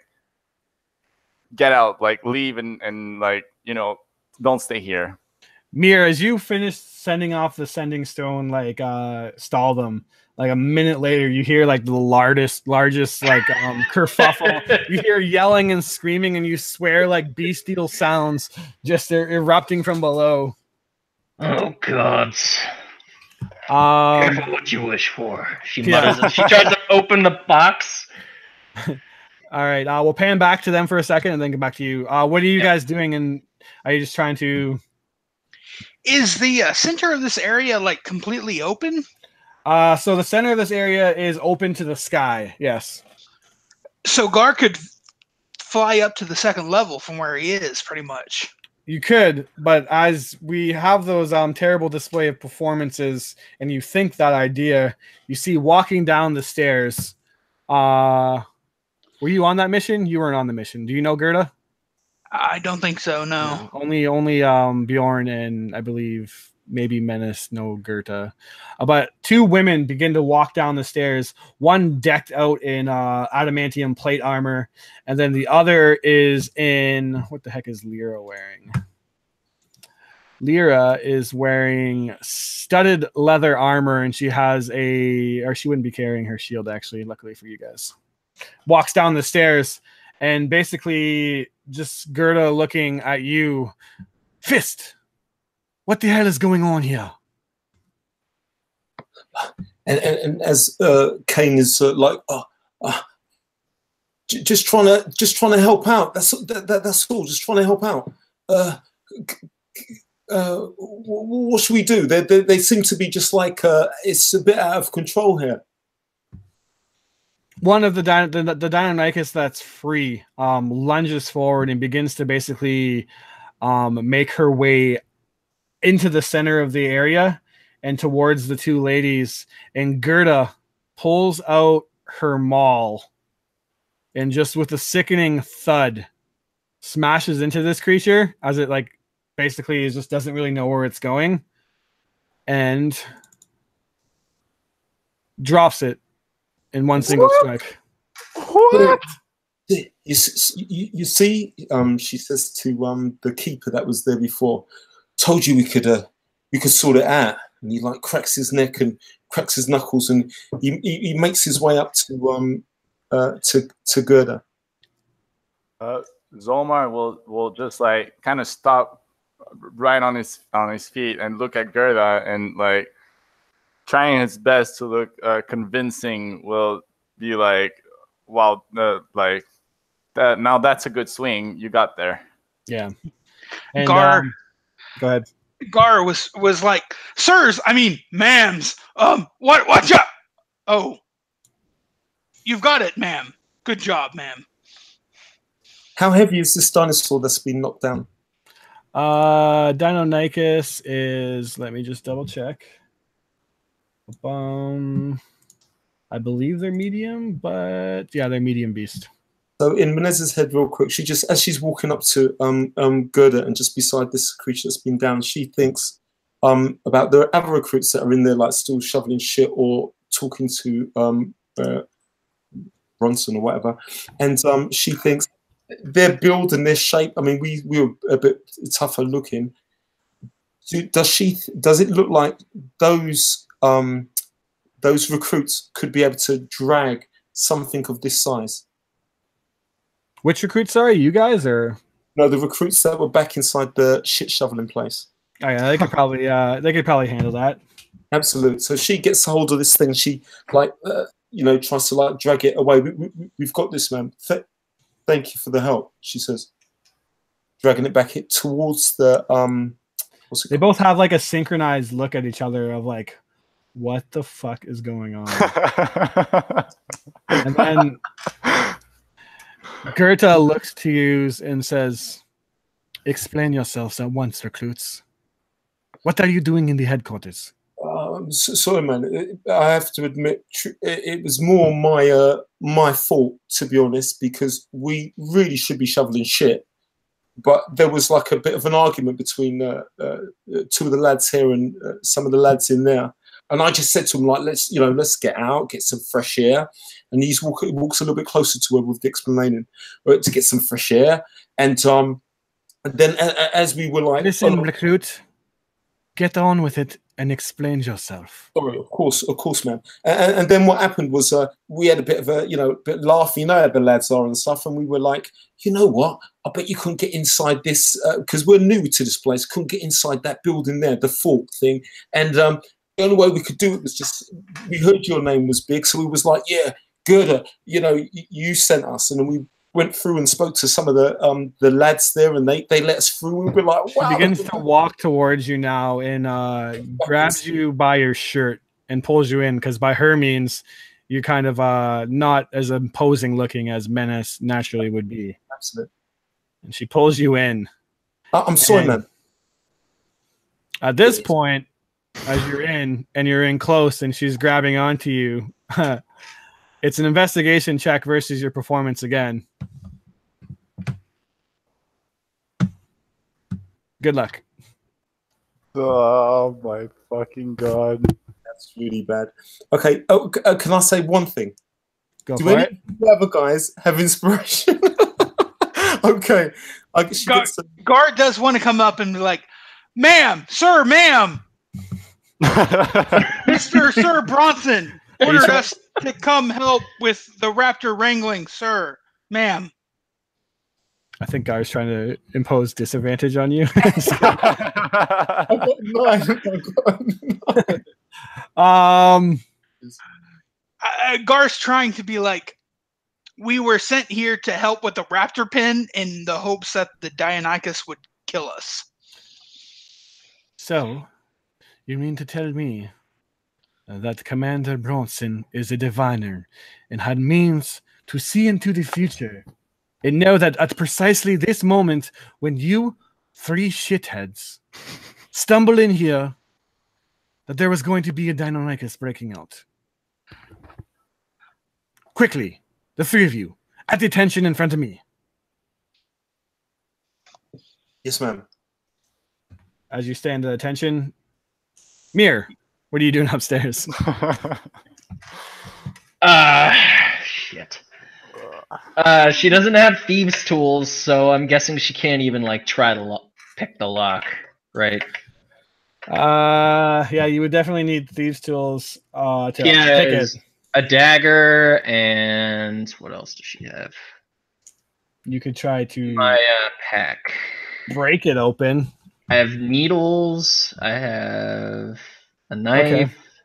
With needles and a dagger, I would give you disadvantage, I guess. If you do you have a sleight of hand? Yeah, you're definitely not the person then.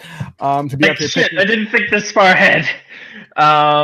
If so, she like kind of like thinks it through, Shit. She says under her voice.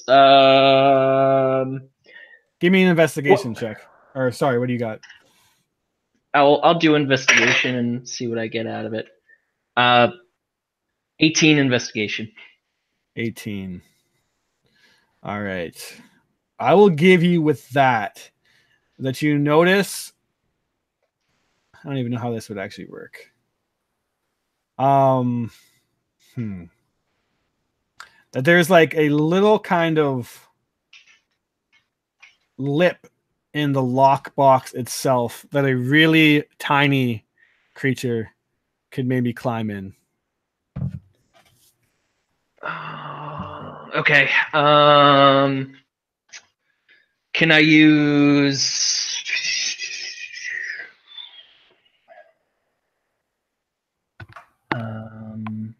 conjure animal? Okay, interesting. What are you conjuring? Something small and relatively intelligent. So maybe like a rat, I guess. A rat would be too big, I think. I'm talking more like spider size. Let's see what kind of beasts we have here. Can I summon a swarm of spiders? Sure. So like she go ahead. Yeah, I think you can. That's all I was saying. Okay. So she whispers under her breath, shit. And you just see like out of the corners and cracks of this room like spiders and like silverfish and house centipedes and like all these like creepy crawlies just like come out and amalgamate around her, and she directs some of them to try to go into the box and try to bring out whatever they can. Okay. And if that doesn't fail, I think I have a backup plan. So yeah, the little hole that they climb into, you hear them like scuttling around in there. You also basically probably hear the muffled voices of whatever is going on downstairs, but have no way to discern actually what's happening. As the insects crawl in, whatever they're trying to bring out, they can't seem to actually like get it out. Whatever's in there is too small to get out, or too large to get out of the hole. You hear almost what sounds like a loose like stone or something, and then the rustlings of like papers and stuff inside there. Okay. Then in that case, should I try to break it open and take what's inside, or take the entire chest? Because I don't think I'm gonna be able to get in and like make it look like somebody wasn't in there, you know? Because I'm not a rogue. Fuck. Shit. Okay. Yeah, I mean, there's not really another way to do it. She'll cast heat metal. Oh, dang. Nice. And try to melt the lock. All right. Let me just look up heat metal. I feel like that should work. I like that.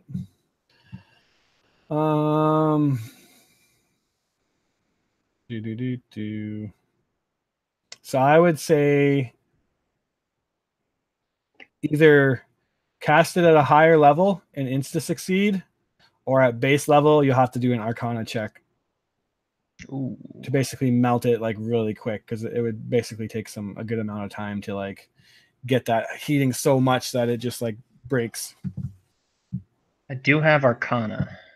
It's up to you. Arcana check at level 2, or spend a 3rd level slot if you have them and insta break it.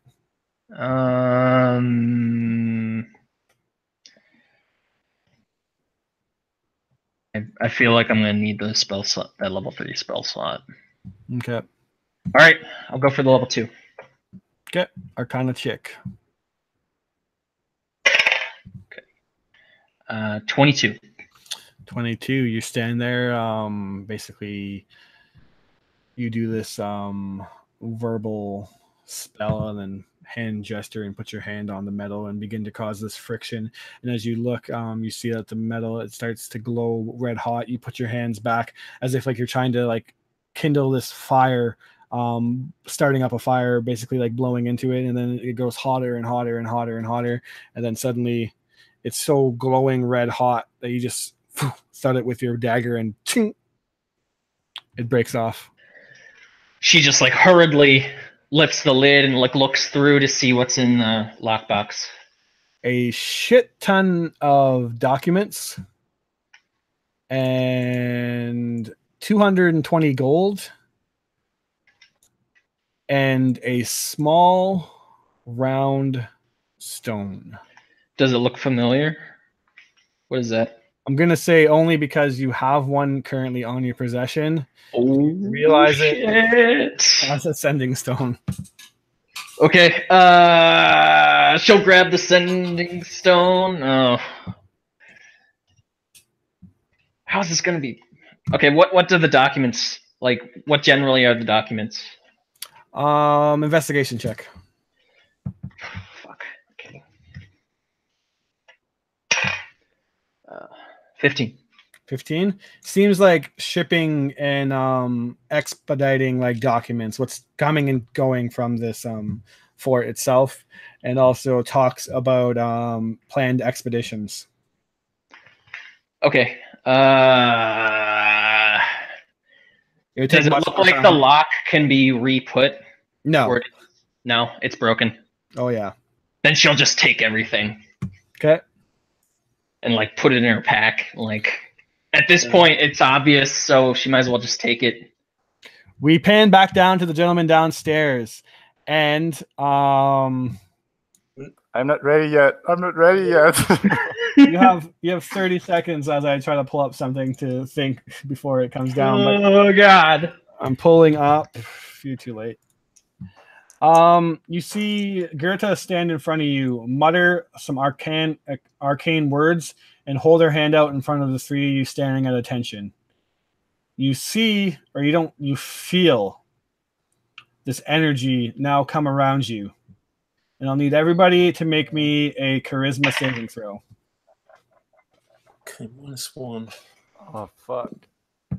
Oh, That's natural bad. 20. Natural 20. Natural 20? Yep. Okay. I got a natural 6.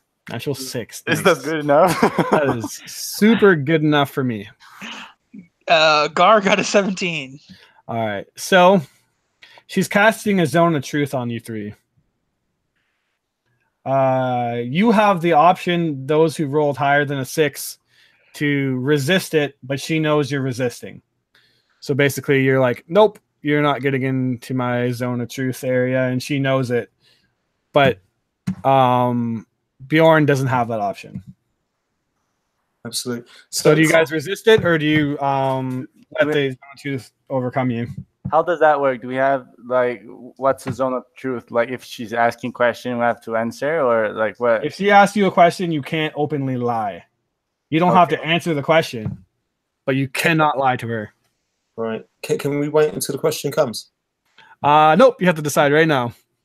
Mm. Well, I mean, so she won't she know just at the point? Okay, no, okay, yeah, I get it. So we feel that this is going on.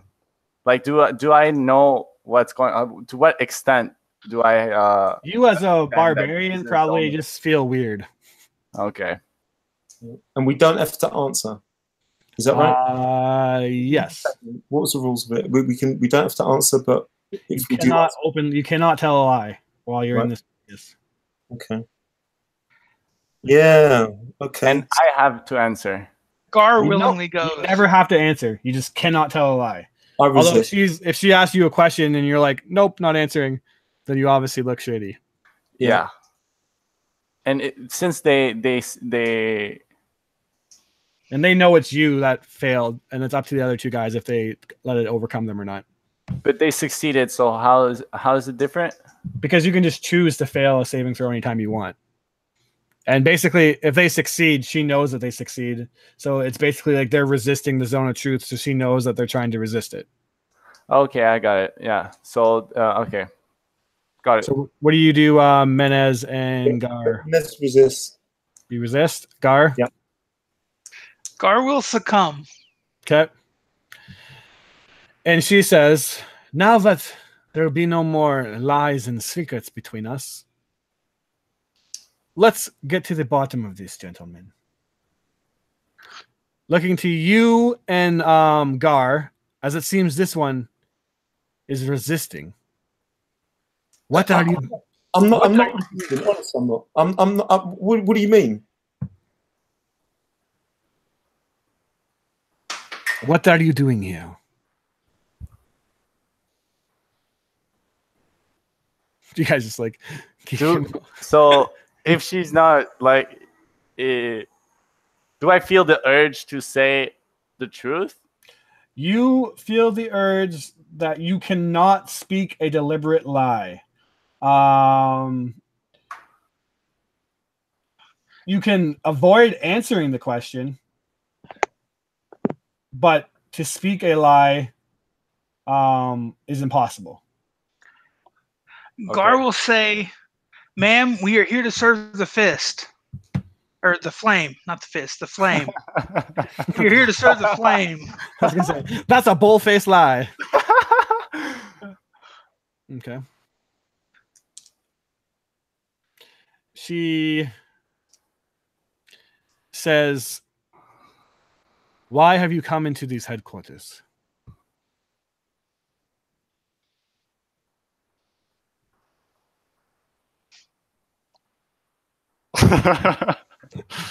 Okay. Just tell me if you're not answering and just keeping your lips shut or not.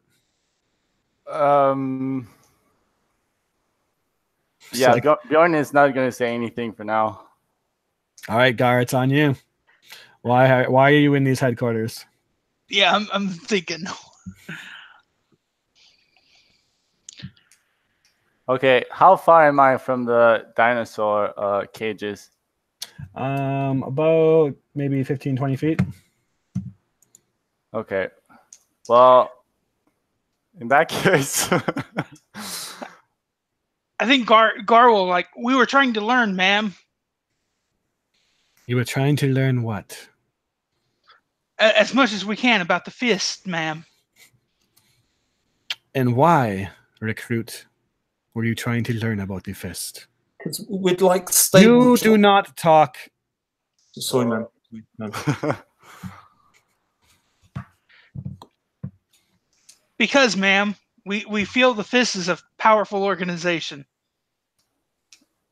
and we want to So she rolled a 20 on her insight. So she's going to say, "Are you spies?"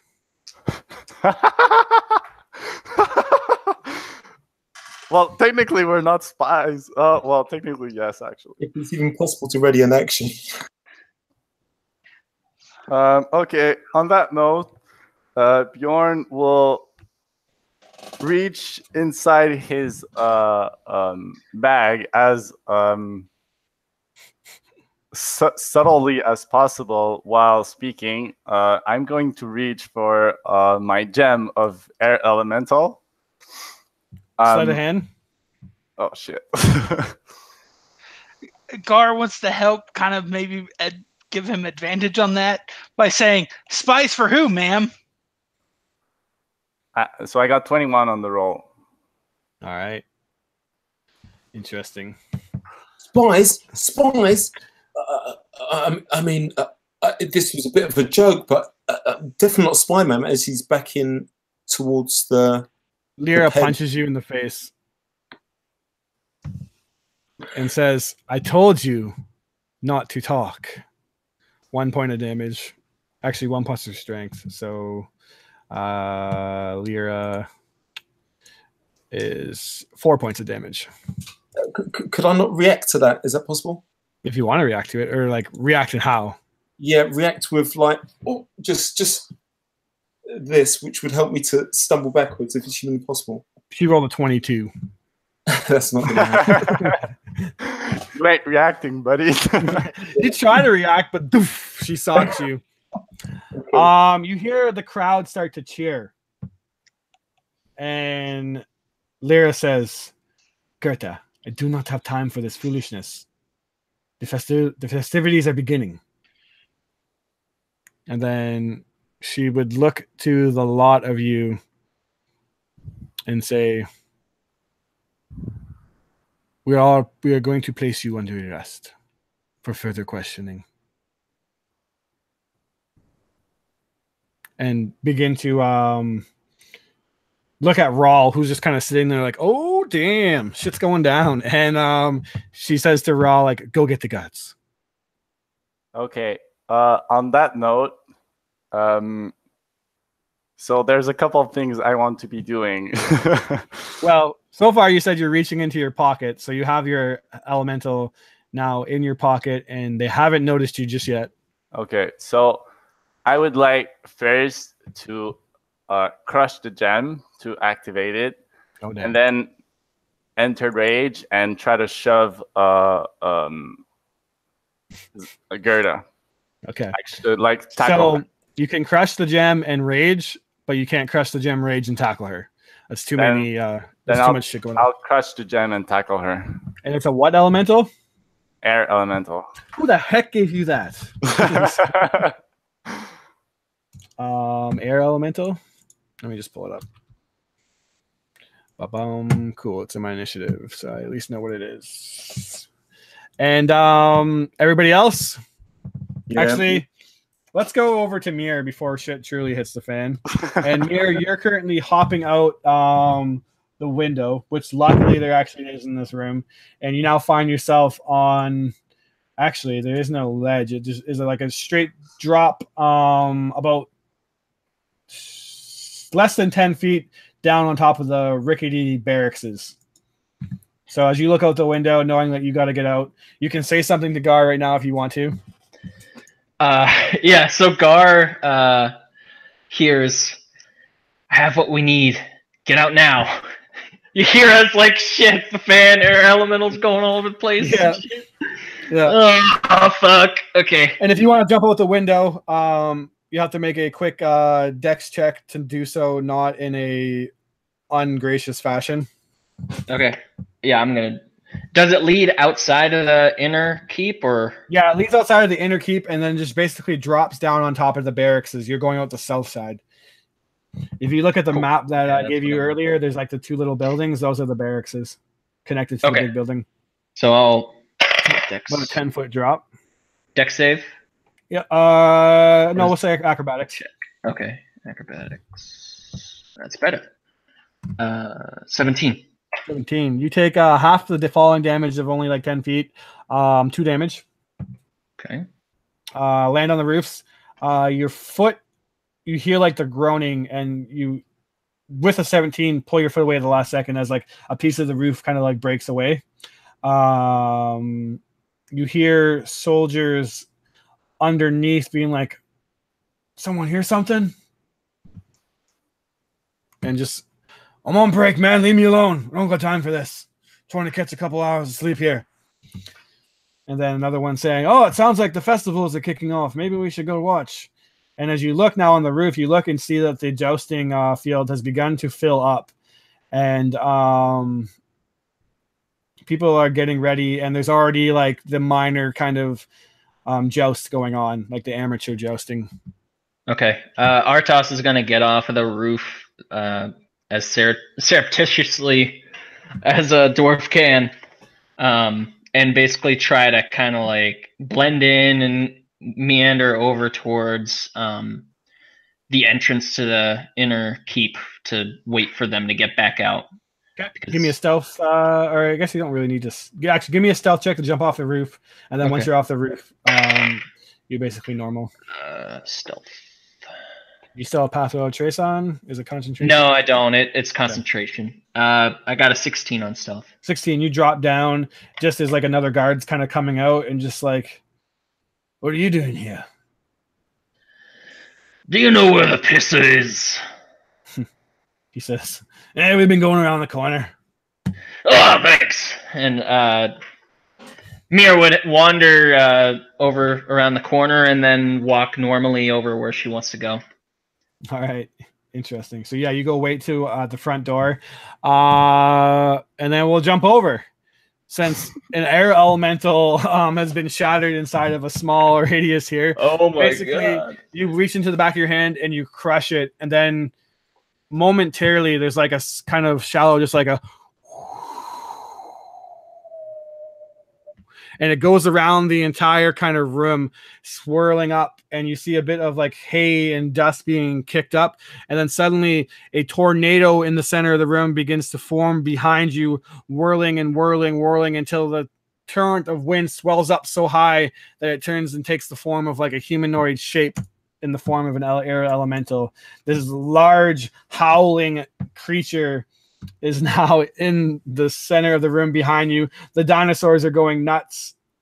You go into a rage. I guess I should have gave Menez and Gar also a reactionary or like ready thing. Just a keep in quick mind. question. Go ahead. It might definitely be too late, but could I change my tackle Gerda part of, of my action? I said you couldn't tackle her anyways. I thought you said you were raging. Okay, well then that's fine. Yeah, you were raging and smashing the air elemental. Unless you, what do you want to retcon? Well, I would summon the elemental and sprint towards the cages instead. Oh, now you're within range. I think she'd opportunity attack unless you're into that. Oh, that's cool. Because they're not just sitting here dumbfounded. They also suspected that you guys, like, this conversation went quickly south. So, Gar, what are you doing?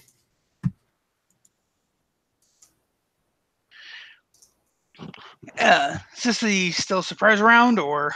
This isn't technically a surprise round. This is just, what were you doing to ready yourself for the shitstorm breaking out? Gar kind of looks back and forth real quick, like he has no idea what's going on, as if he's trying to play dumb. Okay. And then he'll try it, and he'll kind of just fly backwards out into. You said there was a big open ring in the middle? Yeah, but they're in between that. So you'd have to like walk by them.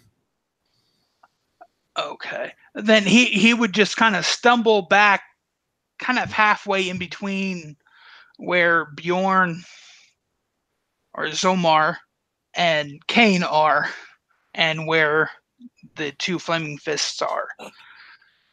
Okay. As if he's kind of like has no idea what's going on, and he's like he's kind of trying to play dumb. All right. Menez. Yeah. Can Menez disengage? Or does she need to disengage? You can action disengage, yeah. Okay, because what she wants to do is make her way to the pens. Okay. Now you disengage, but they too, since this isn't a surprise round, have actions ready themselves. I guess I should make that more clear. You can disengage and not provoke opportunity attacks, but you haven't surprised them by any means. Okay, absolutely. So she like scrambles back towards the these stables. Okay, so then you will provoke it, or not provoke. You'll just get attacked by. Basically, Gerda was readying an action to pound anyone that did something shady. Yeah. Okay. So you're. I don't know who's shadier. I guess you're the one that actually moves everybody else. So this all kind of is happening in an instinct. So she'll just make. I guess. She'll make 2 attacks. You're disengaging. You summoned an air elemental. You're backing up and preparing yourself for the fight. She makes 2 attacks. 1 on you, Menez. Yeah. 1 on you, Bjorn. 18 to hit Bjorn. Yeah. All right. She pounds into you with her massive maul for 7 damage. What is that this? half already? That is not halved. No. Ooh, that's interesting. And then Lyra, I'll be nice and say that she already punched you. So that was her ready action. And you back up. So now roll initiative. Oh, 2. Yeah. 2?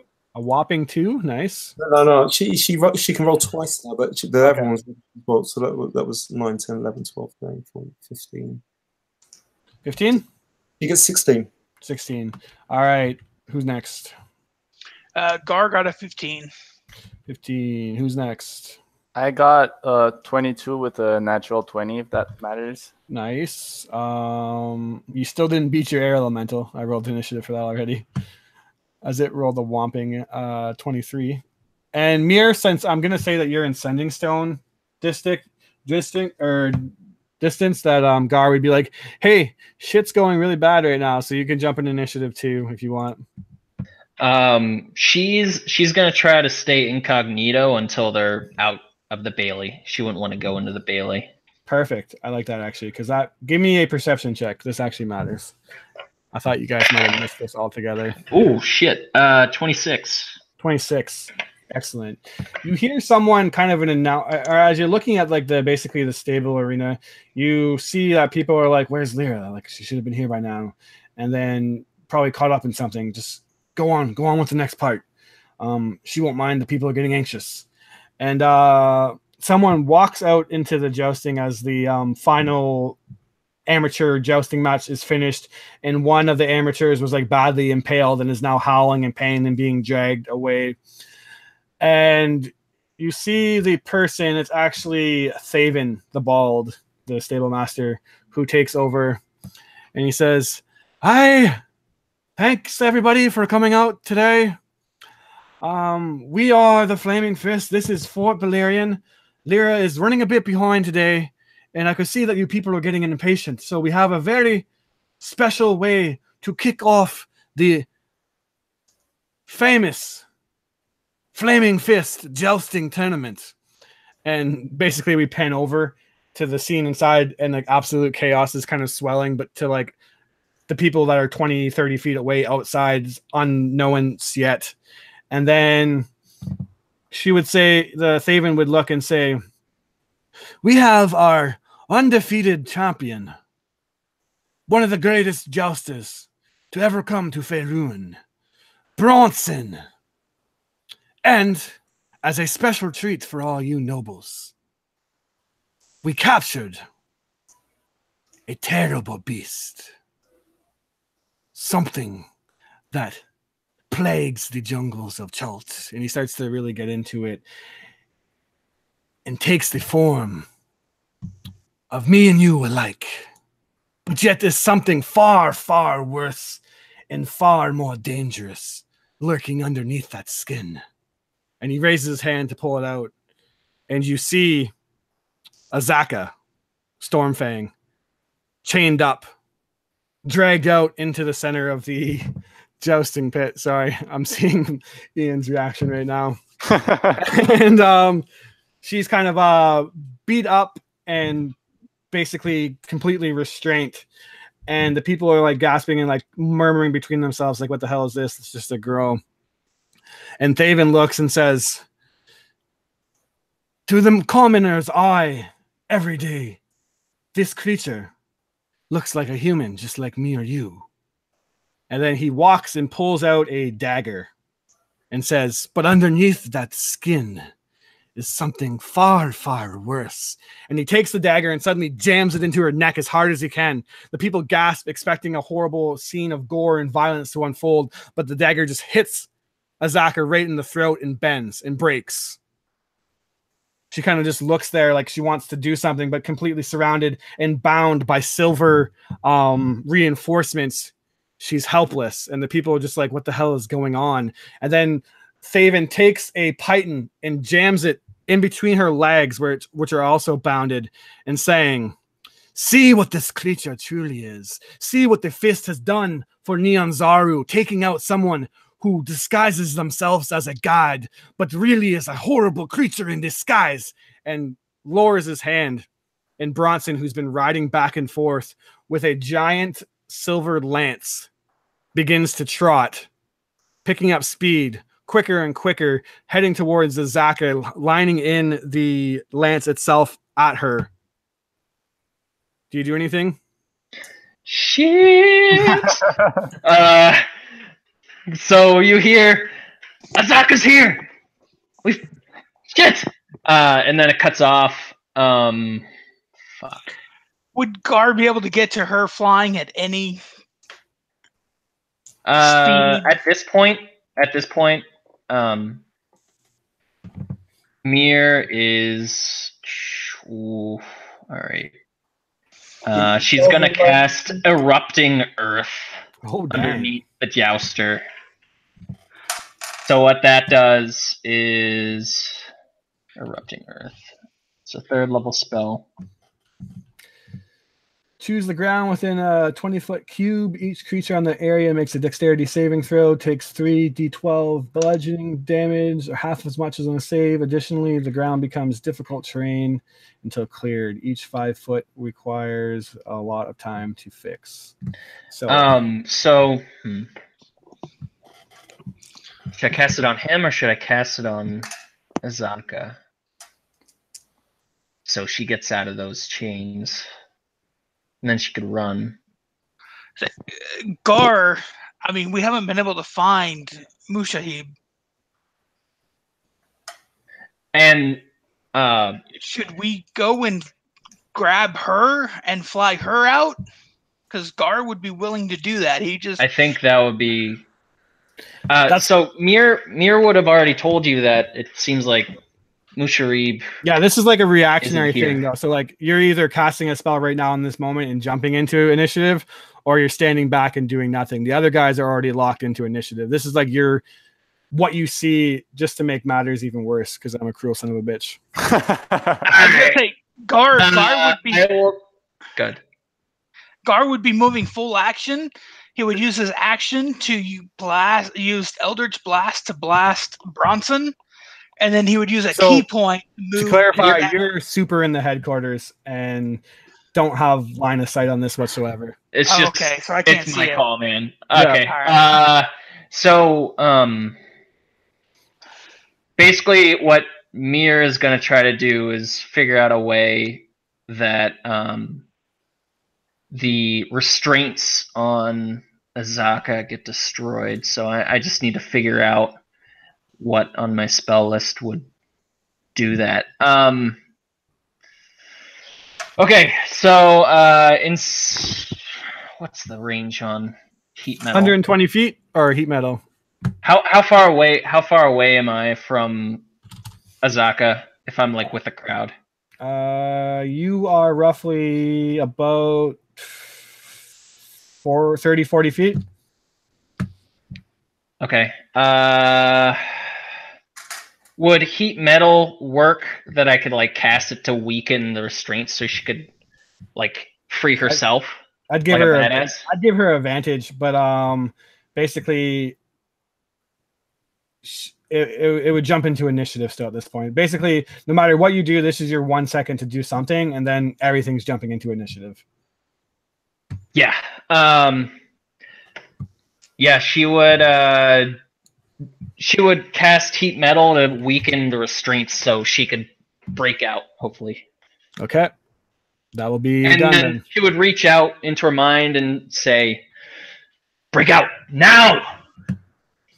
All right. Then a lot of factors going on here. This is going to be a shitstorm. Let's go to the top of the initiative. As it should be. Air Elemental is up first, followed by Bjorn. So how does it work for me? I think you just tell it what to do, I imagine. I don't know what you got. This is news to me that you have an air elemental. What item did you get? An air elemental gem. That's all the information I had. Okay. We'll just say that you yell out and tell it what to do for now, just because I'm not sure what it is. Okay, well, I'm just gonna tell it to attack Gerda and Lyra. Okay, it will basically on its turn can make 2 slamming attacks. I have it right now in front of me. It can do a whirlwind attack, which is AOE and would affect everyone in the building. So you probably just want to do slamming attacks with it. If you want to do that, you can make 2 slamming attacks at +8 to hit, and then I'll tell you the damage if you hit. What's the whirlwind attack? Whirlwind is this AOE 20-foot. What is it? Trying to see here. Each creature in the space makes a saving throw, and on a failure takes some wind damage and is flung 20 feet away in random directions, and then takes bludgeoning damage for each foot that they flew. Dexterity saving throw and knocked prone if they fail. So it's just like a whole fuckload of shit, but it would affect literally everyone in the room. Okay, just give me a second. I just want to pull it out.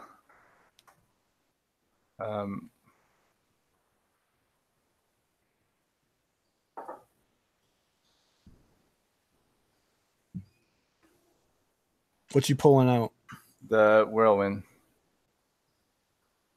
Okay, well, the elemental will be using the whirlwind.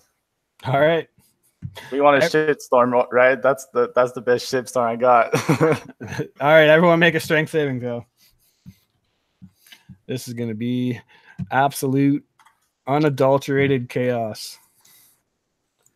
I got natural 20. Okay. 14. Lyra made it. Gerta.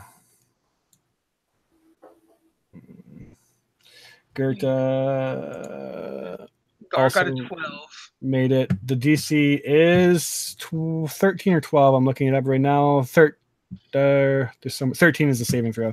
So if you roll lower than a 13, you're taking 3d8 plus 2 bludgeoning damage. Go ahead and roll that right now.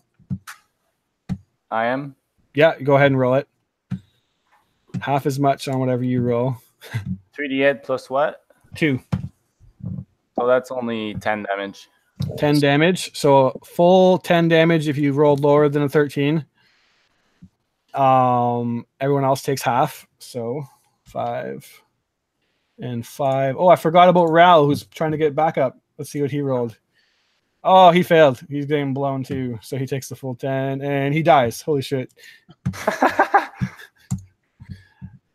Just because he's going to take bludgeoning damage too. All right. Now the second half of this monstrosity of a spell is you're knocked in a random direction, those who failed. So I'm going to roll a d6 for you, Gar.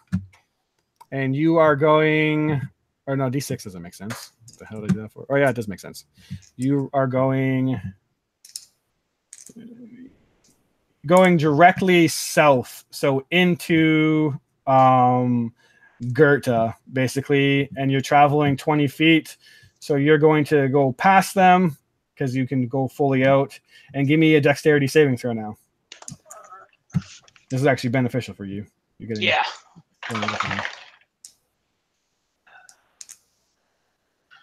Yeah, that's a 20 dex save. 20, you make it, so you don't fall prone, but you take an additional 7 damage from the getting chucked around the room. All right, that is the air elementals, starting the combat off with a whopper. So go ahead, Bjorn. So Gertha and Lyra they haven't missed their saving throws. They succeeded. Okay. Yeah, Lyra and Gerta are good. Gooda. Then quick question. So there were a couple rooms and stairs. Are there any that look like they're going like downwards? No, this is the ground level. Okay. So I'm gonna sprint towards the closest stair. Actually, how far am I from Gerda? Gerda, you're within melee because she swung at you. Okay, well, I'm gonna swing at her. Okay. Payback from Mushari, been taking away all your adamantium so many sessions ago. Yeah, there you go. Yeah, why not? I'm gonna swing recklessly. Okay. So my first hit is 22. Okay. Against Gerta, does she have what I think she might have? Looking. She does not. Interesting. You hit her. Okay, so I will hit her for. Just let me like that. For 22 damage. 22 damage. Nice. And then right into the side of her adamantium armor. I'll hit her again with my extra attack. 15 to hit. No, wait. That's 16 actually. 16 misses. Okay. On that note, I will use my bonus action to disengage and then sprint towards the closest stair. What is bonus action giving you a disengage? Does it not? No, that's only a rogue feature. Oh, okay. Well, would have been good to know. In that case, I'll use my bonus action to swing at her again. Okay. that seems good. For 21. 21 will. I can't believe she doesn't have this. She should for sure, in my opinion, but she doesn't. So yeah, it hits. So I'll hit her for 9 additional bludgeoning damage. All right. Yeah. So you hit her 2 solid times. And as you do so, just chunking into the armor, it barely puts a dent on it. And she just smiles at you. Anything else on your turn? Yes, I will still sprint towards the stair. All right. She's going to swing at you. Rolling an 18 to hit. Yeah, that hits. And slams into you for 13 damage. Yeah. Lyra is now up. You sprint away to the stairs. She sees that you're heading that way. Whew. Okay. Jesus. Good luck, gentlemen. All right. She is going to try to engage with... I'm trying to think who she even goes after. Because you literally sprint by her. She doesn't want you to get away, so she's going to chase after you. How much can you move? Per 40. turn? 40? Yeah.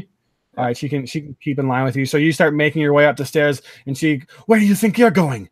And chases after you, swinging with her battle axe, chunking into it for 18 to hit, which we know does, 22 to hit, which we know does, and 19 to hit, which we know does. Jesus Christ. All right. Double hands swinging on you. You take a total of... Do you want me to just do total or 1 damage at a time? I guess total is probably easier. Probably 1 at a time. Yeah, 1 at a time because you're resistant right now. So Yeah. 10, resist. It's not magical. 13, you... oh my god. Resist. It's not magical. And then she's going to use her reaction to magically erupt her weapon with fire. And on top of the 10 damage, which you can resist, she does an additional 16 damage, which is fire damage. Okay.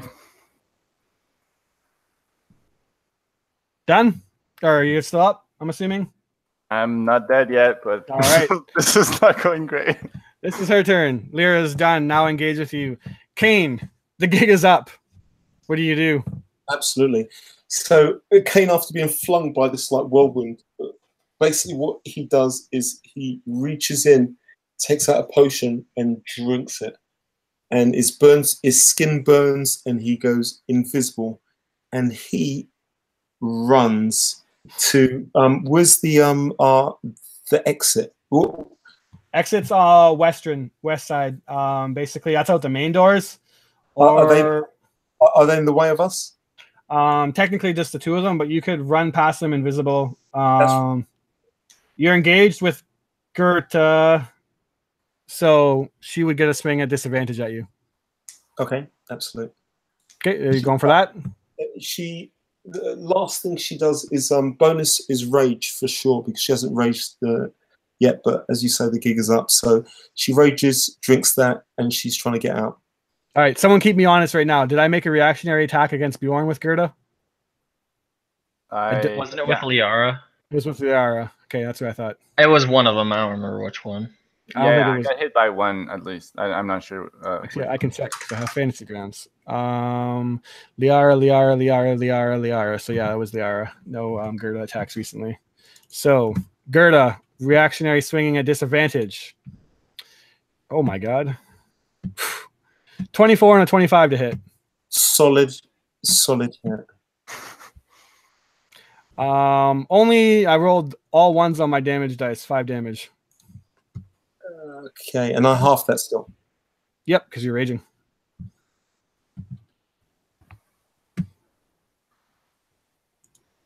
All right, Yes, you begin running away. You're invisible now. How far can I get? You can dash, so you can get 80. You got 40 feet of movement right now because you're a barbarian, right? Absolutely. 80 feet. That puts you. Sorry, I have so many windows open right now. This is puts you 5, 10, 20 out the door into the palisaded mini area. And then you could basically, as you kick open that door in chaos, you see that the 4 guards that were waiting are already getting to go in, but you just push the door open and they're like, huh, what's going on? See the fighting in the distance and get ready to run past you as even more people are jumping into the fight, but they don't see you. So you can run past them and with 80 feet actually get out the mini palisade into the main fort area. Absolutely. If you wish to. Yes. She's done. All right, you do so. Gar, you pick yourself up. You're now kind of covered in mud and sand from being blown into the center of this area, into the center pit. You look up into the sky. You see it beaming down on you as you feel the sand beneath your hands, picking yourself up, running through your fingers. You look and see the torrent of air elemental tornado wheeling around as the chaos of battle ensues around you. What do you do? Gar, receiving the message from Mir that Azaka was here and that she might be in the trouble in the jousting field, he instantly realizes that, Musharib, we don't know where he is. He might not even be in this fort, but we know where Azaka is now. So he's going to down his invisibility potion as his action. And then he's going to use a key point, and he's going to move 80 feet flying up and out the center of the Bailey, straight down into the arena and grab her and start flying north. Okay. So 80 feet's all you got? This turn, yeah. I think Next turn it'll be 120. What's that, Dan? She's still chained up. Yeah. So yeah, you fly straight up and get out, and that takes roughly 40 feet of movement just to do that. And then I honestly don't think you can make it in 80. You can get pretty dang close if you want to dash, but you're definitely not getting there in 80. So if you want to change your dash action to do something else, I'll say you burst up invisible. Actually, oh yeah, you're a monk. You can bonus action dash, quaff the potion. Yeah, I can move, bonus, move, action, drink potion, and then bonus action key point to move another 40. Yeah.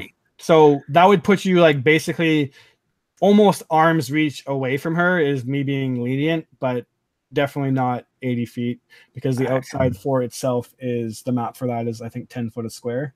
So yeah, I'm still going to do that. And then like the beginning of my next turn, I grab her arm and fly off. Sounds good. All right. No one really knows what you do. That's so interesting. You guys are both gone. That leaves literally leaves freaking Bullhorn by himself. Oh my god. They abandoned you so hard. Good luck, my friend. You are in a world of shit right now. Whew. So many options. What do we do? What do we do with you? Okay. Seeing your barbarian nature and how you're resisting these strikes, she is no dummy. So she is going to use a creature within range. Actually, interesting. She will try this. No, that's not what she's going to do. Gerta?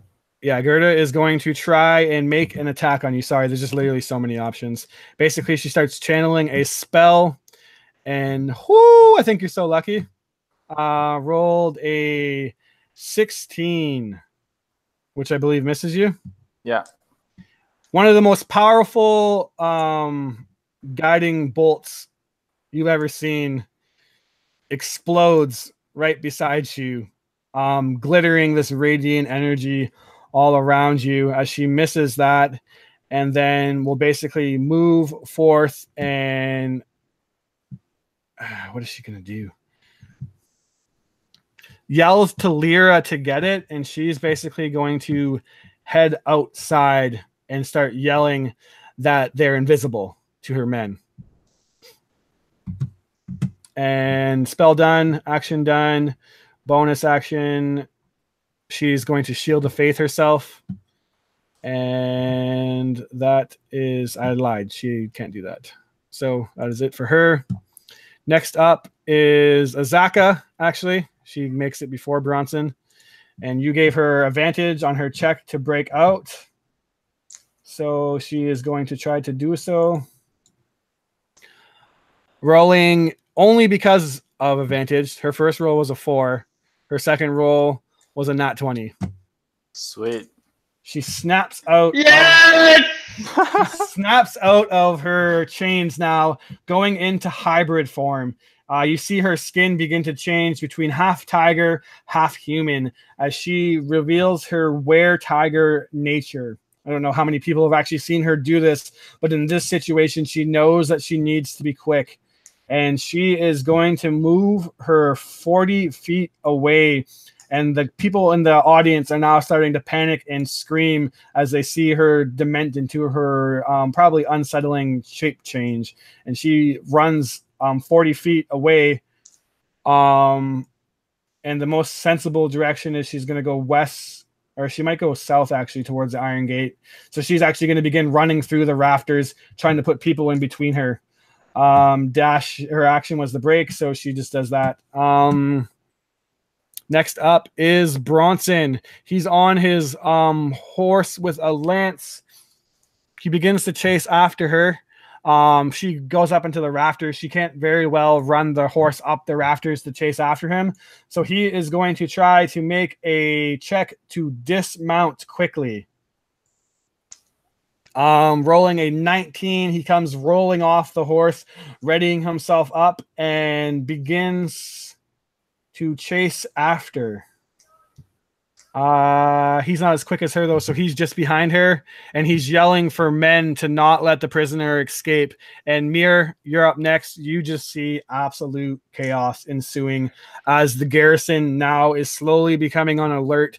You begin to see at first 3 or 4 soldiers, then 5 or 6, and it just does not seem to be stopping as chaos is yelling. You see men all around the banisters, the battlements, looking on, and there is a lot of shit about to go down. What do you do?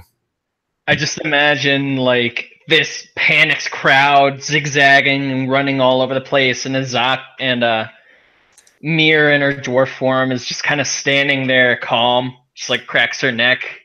How close is she to where Azaka is?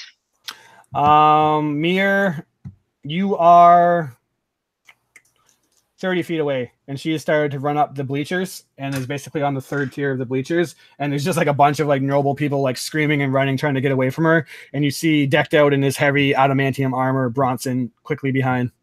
He moves quick for how heavy his armor is. Okay.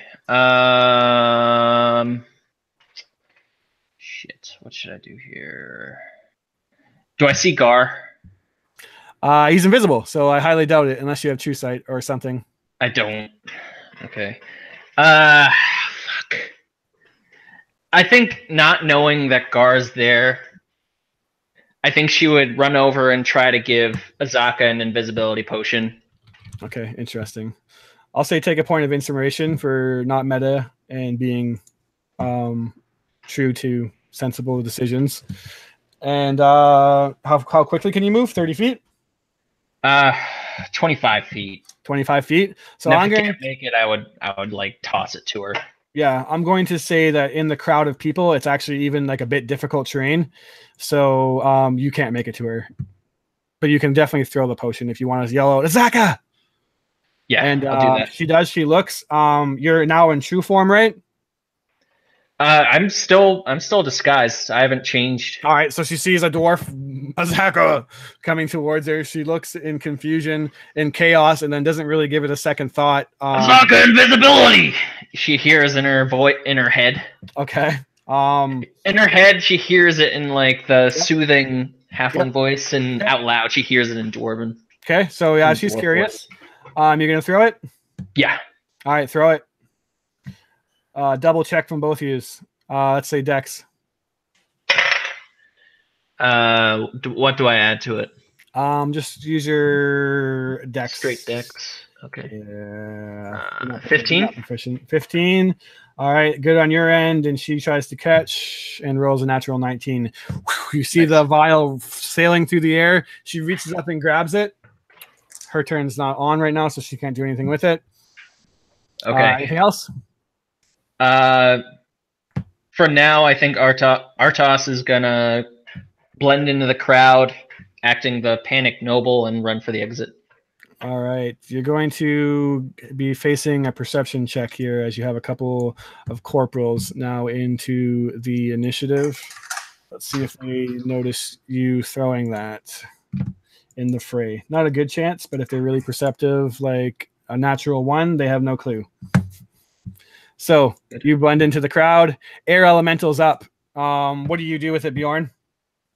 Roll a d6, first of all, and tell me what you roll. I'm rolling a d6. Yes, sir. 5. 5. Your whirlwind has recharged. Sweet.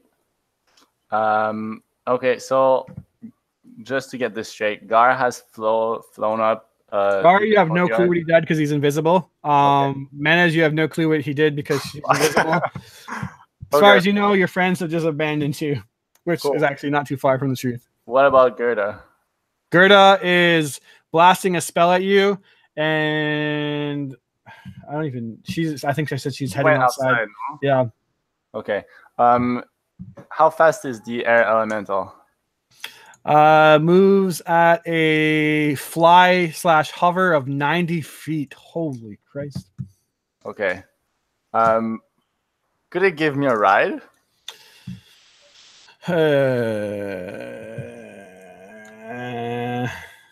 I think that would be definitely stretching the limits, but with some crazy, it would be like a pretty challenging roll to have that happen, because he is, I believe, immune to grappled, which means he can't grab you, really, you can't grab him, so there's really nothing to hold on to. Okay. But maybe if you roll like a natural 20 or something, I would consider it if you have a really good modifier. Okay. So can I just give him simple action, or can I like really? Yeah. Okay. So he'll throw another tornado like down on me and Lyra. Okay, interesting. Dang. All right, deck our strength save from both of you.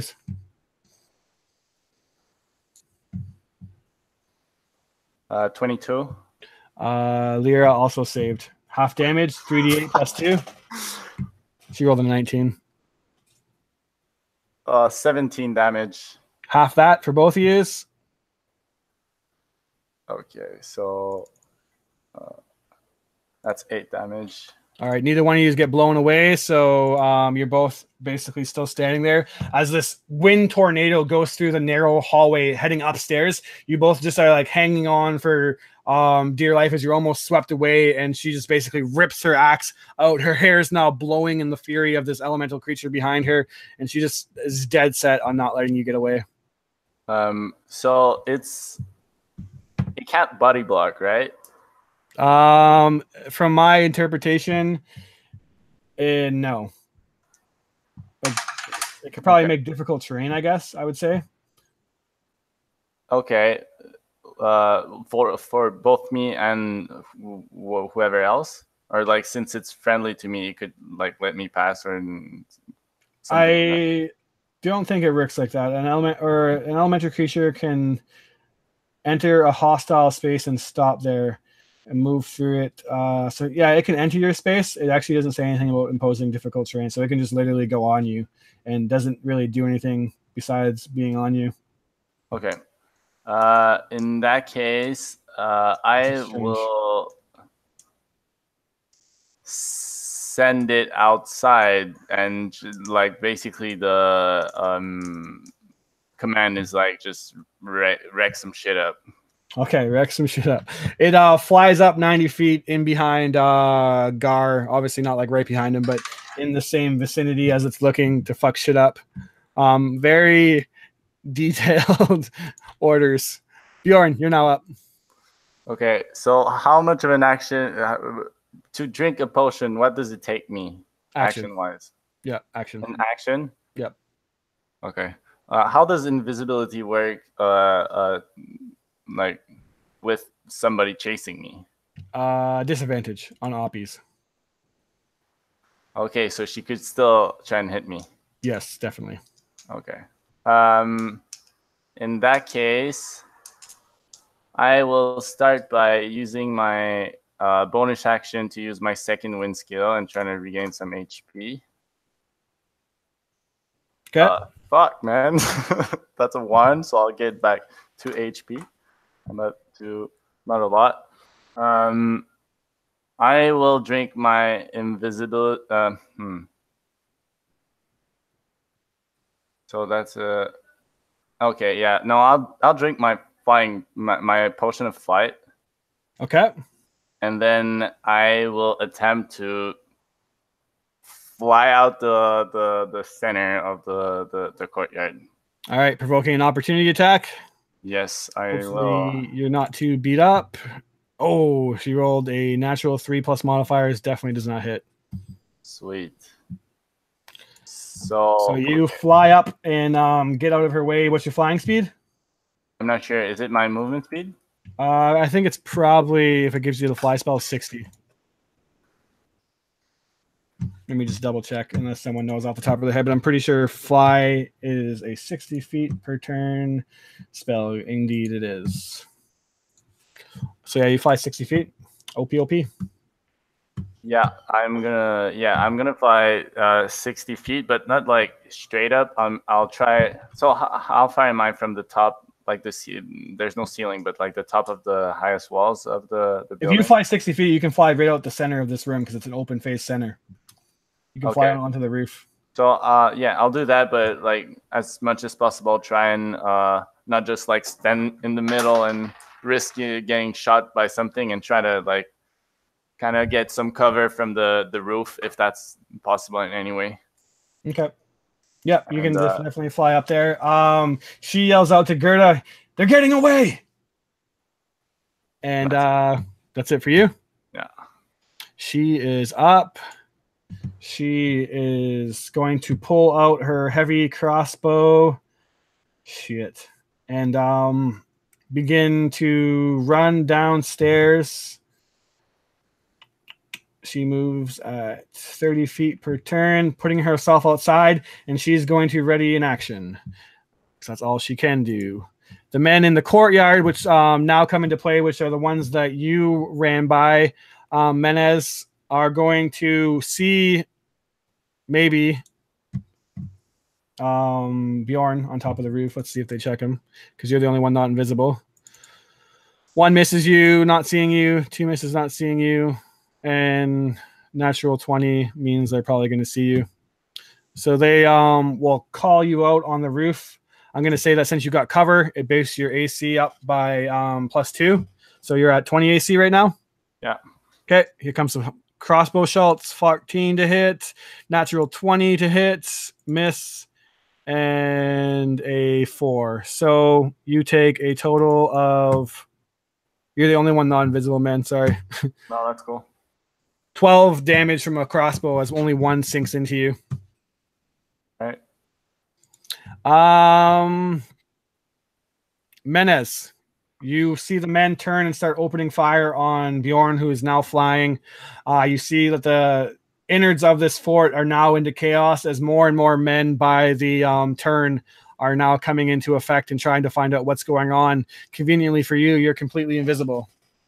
Absolutely. What she tries to do is use that confusion, and she sprints towards where the most commotion is. What can I hear? What can I see? Probably the jousting pit where you see a whole bunch of shit. Give me a perception check. Absolutely. She gets a 9, 10, 11, 12, 13. You see Azaka on the third bleacher trying to run as Bronson is chasing after him with a giant silvered lance, and a portly dwarf in the crowd basically trying to look inconspicuous, I guess. But you just recognize, you know what you're looking for, so you spot him. Yeah, Sneaking. a beeline towards Azaka, hoping to cross this mirror on the way, if it's possible. How far can you move on a turn? Like, how much movement are you putting into this? I would be putting all of it. 80. 80 feet. Yeah, you can. Let me just double check. Because you're at the front door. pull up maps. 10, 20, 30, 40, 50, 60, 70. You can just get 10 feet away from Azaka, but you would pass Mir. Right. So if it's possible, I want to actually stop. That means I want to do something in between. Is that possible? No, it's not. Depending, you used your action to dash. Yeah. She'd tell you to take Azaka if you can. Absolutely. She just goes past, sprints past Mir and just puts her hand on her shoulder. She's sprinting just like that. Soft hand, poof, like this, and just keeps Gotcha. away from Azaka.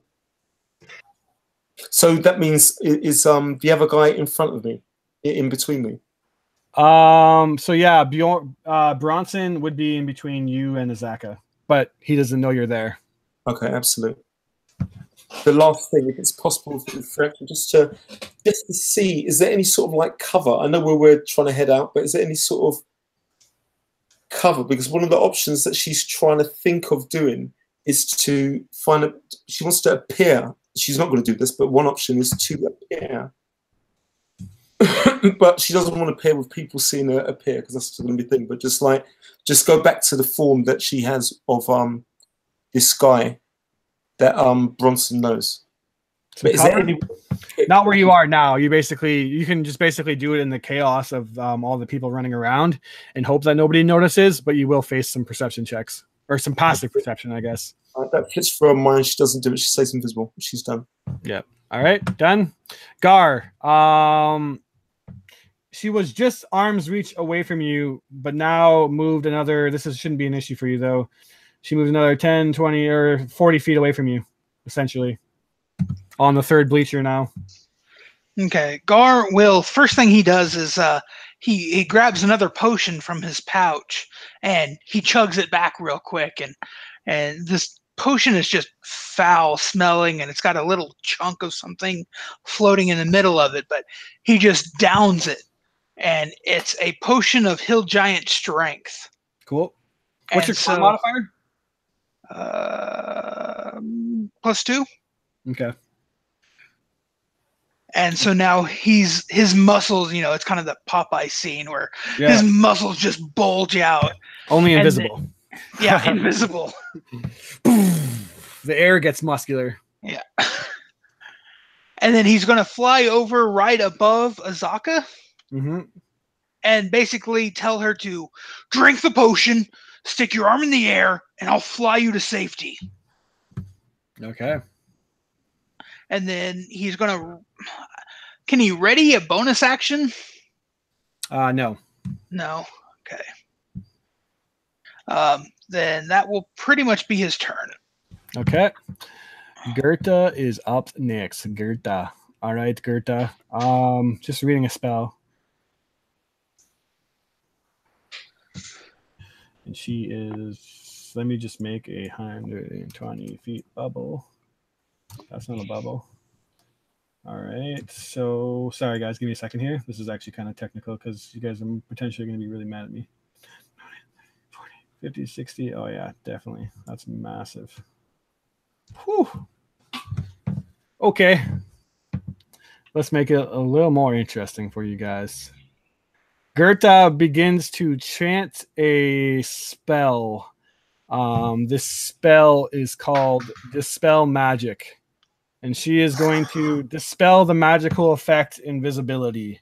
And in a 120-foot radius, anything that is invisible, because it's lower than a 4th level spell, instantly, boof, vanishes off.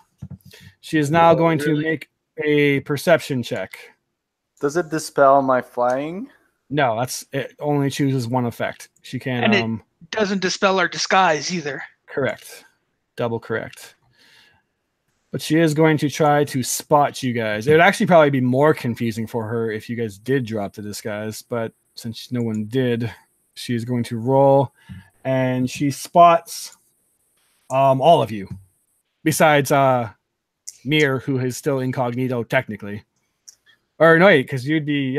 she'd probably be onto it. But I'm going to say she doesn't spot you because that's a lot of information to take in. She sees... I'm forgetting the names now. Kane, and she sees Rhaegar, and she sees Azaka, and obviously already knows where Bjorn is. So that is her turn. She can't do that. So Azaka is going to say, I don't know where you are, but I'll trust you. And she basically runs to the top level of the bleacher and then just jumps and reaches out. Make a strength check to grab her. This is your reaction if you want to do it. Yeah, Gar is. And I'm glad I drank that potion. That's a 17. 17. All right. You grab on, and I'm not going to make her roll because that just seems like this is a cool moment. So, yeah, she just reaches, jumps in the air, and then just woof, you grab onto her, and she's kind of hanging down. Bronson is going to look up the stats on this. This is probably one of the most chaotic battles I've ever had. And he is going to make a disadvantage an attack against Azaka with his silvered lance. And since he's not on horse, it's at disadvantage. Could I use reaction on him? Do you have a skill that lets you use it, like a sentinel or something? Yeah, absolute sentinel. So because when she did the dispel magic, do I just appear, or is it only that she can see me? No, you appear. Like the effect is now over. That invisibility anywhere in this 120-foot radius is over. Yeah, and I was 10 feet away from things. So, actually, I can only do 5 feet. If she's 5 feet away from me, then I can do it. Doesn't she choose one target? It says one creature, target, or magical effect. So my interpretation is if she chooses a magical effect, invisibility. Any spell of third level on the target ends. Is it just single target? I don't know. It's up to you, but yeah, let's just rule it like that for now because that's how I read it. I'm sorry if I'm ripping you guys off. All right, go for it. I think you guys still get away no matter what, to be honest. What do you got? You're in range to do it? No, I'm not. Not in range? Okay, so he's going to attack Azaka. At disadvantage, he rolls a 15, which hits. He normally has multi-attack, but I'm going to say that a lance is not a weapon that he can multi-attack with, because that doesn't really make sense to me. And it is going to do... I've never actually used a lance before. Whew. A decent amount of damage against her. And it's silvered, so it actually does hit her, but he rolled terribly on the damage dice. And just checking his other abilities really quickly. I'm guessing Gar wouldn't be able to use a reaction to catch that. No, because you already reaction to catch her. Oh, yeah. Okay. All right. So, unfortunately for me, he doesn't do that good of damage. He only does 12 damage to Azaka, who's injured already, but definitely by no means in danger. She's not even bloodied yet.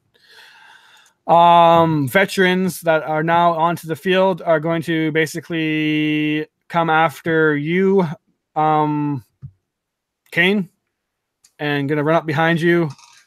And there is a total of 3 of them. So they start swinging. What's your AC? I'll just tell you how many hits I do afterwards. Plus is 14. All right. Well, 1 crit already snuck in. Right. 2 hits. 3 hits. 4 hits. You're raging though? I was last time, but I don't know how that works because of... Yeah, you didn't do any attack or anything, so you lost it. So 5 well, hits. doesn't it stay on if he gets attacked? Yeah, but he didn't get attacked last turn. Yeah, it was a full round. It's either if he attacks or he takes damage. No, I don't have it. Yeah, you don't have it. Okay, so here comes the damage. I'll just tell you total after it's done. It's not going to feel the best, but you're one of the highest levels in the community. You can take it, right? All right.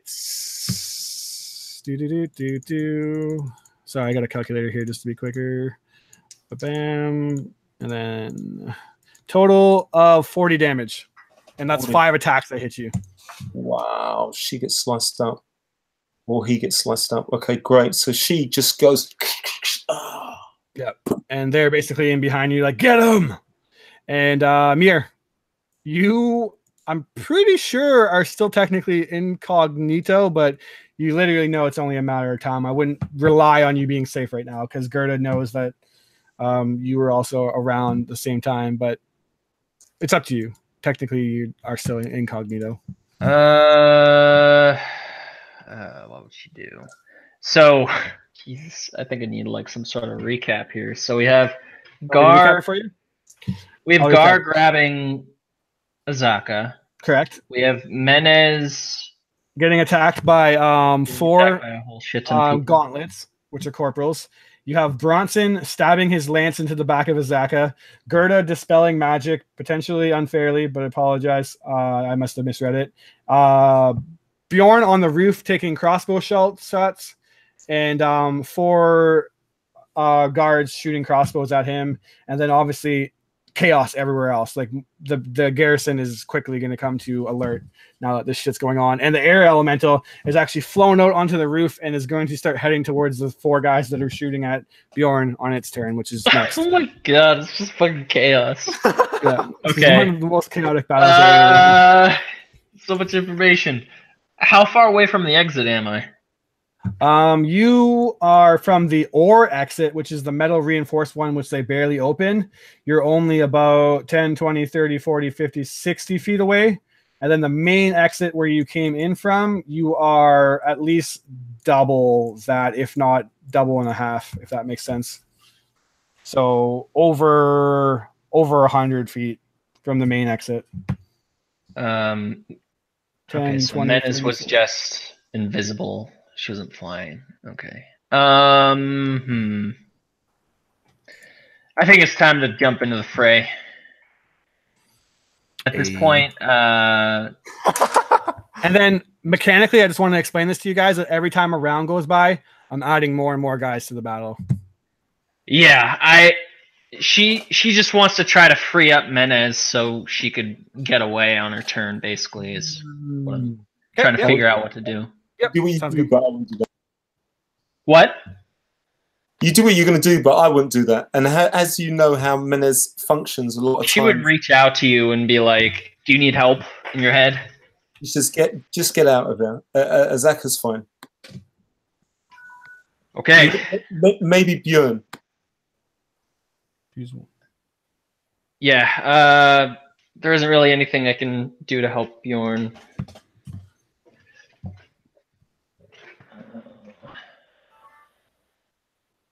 How can I help him from over here? Oh, I know what I can do. She's gonna cast Conjure Animals. Oh god. No. And she's gonna call in an Allosaurus. More chaos, more. More chaos. And you hear like a toom, toom. And it just like freaking busts through the gate. All right, I'm gonna roll into the initiative. It's just a gigantic distraction. Yeah. As Mir tries to slip away. All right. So Allosaurus in the initiative at 15. So that's it for your turn. Yeah, and I'm gonna move towards the exit where everybody is. Orgate? Like whatever the exit is, where all the lords are like panicking and running towards. Okay, interesting. They're going to the main exit, which is the further one. Yeah, I'm gonna stick with the crowd since that gate's closed. So. Okay. Air elemental. Just a quick thing. I will just ask it to like do as much chaos as possible, but inside the main building. Yep. Yeah. Okay. So roll a d6 and see if it recharges its ability. 3? Nope. So you have the choice to fly 90 feet and make 2 slam attacks. All right. So how close are the men from? You can easily get to pretty much almost anything enemy-wise that you want to. Just say an enemy and within 90 feet. Like maybe you can't get to Bronson, but it doesn't really make sense that you'd be aware of that anyways. Yeah. Okay. So he'll go to the people shooting crossbow and he'll attack he'll attack them. Okay. 2 attacks at +8 to hit. So one is 13 and one is 26. All right. 26 definitely hits. 13 misses. What am I rolling? 2d8 +5. 10. 10. All right. These guys that are fighting you are actually gauntlets, so they are actually like not guys that get killed. Like you didn't even bloody it with the 10 damage. Okay. All right. Bjorn, you're now up. All right. So, from what he knows, this is like a complete failure. Like they haven't. He doesn't. I'm guessing he doesn't know they have found the document, and he frankly doesn't really care. And they haven't found the guides. So what he's gonna do is that he's gonna motion, like leap off from the roof, as if he would be heading outside. And he's gonna chug an invisibility potion and head back inside. Like if there's a window or something to get to the second floor or something like that, he's gonna go that way. The center of the building is a hole, so you can just go back into it. Yeah. So he's gonna head towards the second floor and try and see what would look like a good place to put a dwarf inside prisoner. Okay, interesting. Give me a second here to look something up. Should I roll investigation or something? I imagine how many feet you're moving. 60 feet. Yeah. Yeah. Roll investigation, sure.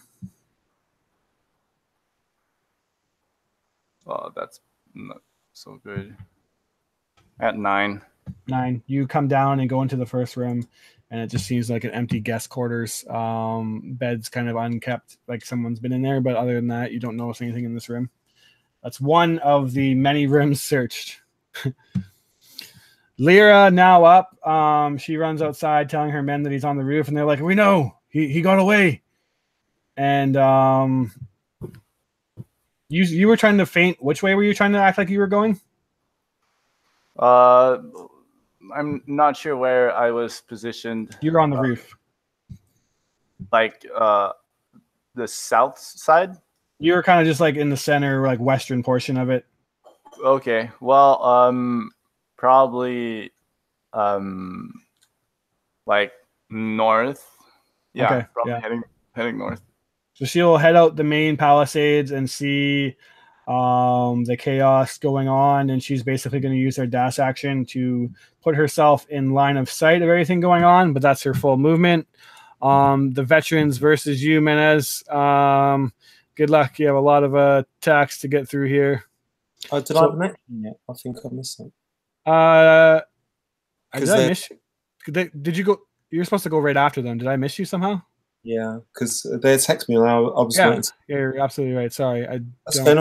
Well, what I wanted to do was she wants to I'm guessing maybe I'm at the top of the bleachers almost. You know what I did? I get what I did because yeah, sorry. Yeah, you're at the top. You're at the top of the bleachers almost. Yeah, because the thing is, I want to jump off. She wants to dash. She wants to use her dash movement. I mean, how high is the drop? Like not even 10 feet, so no damage taken no matter what. She wants to like jump off that. Okay. Are you disengaging? Is she disengaging? She's definitely bonus. What's it called? Definitely raging for sure. Is she going to disengage? So if I disengage, I'll tell you what I want to do, and just save this way. She wants to like she rages. She wants to jump off the top of this thing, take a potion of invisibility, and move. That's a thing already. Your action would be chugging the potion. Yeah. And raging is your bonus action. Yeah. And then moving is moving. So you would take opportunity attacks. You would take 4 opportunity attacks if you did that. Yeah, she does that. Rages first, and then she moves. Disadvantage on all the strikes. So here we go. Miss. 1 hit.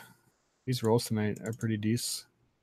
Miss and miss. So 1 attack, resisting half, you take 4 damage, and I already halved it for you. Okay, great. Thank you. Yep.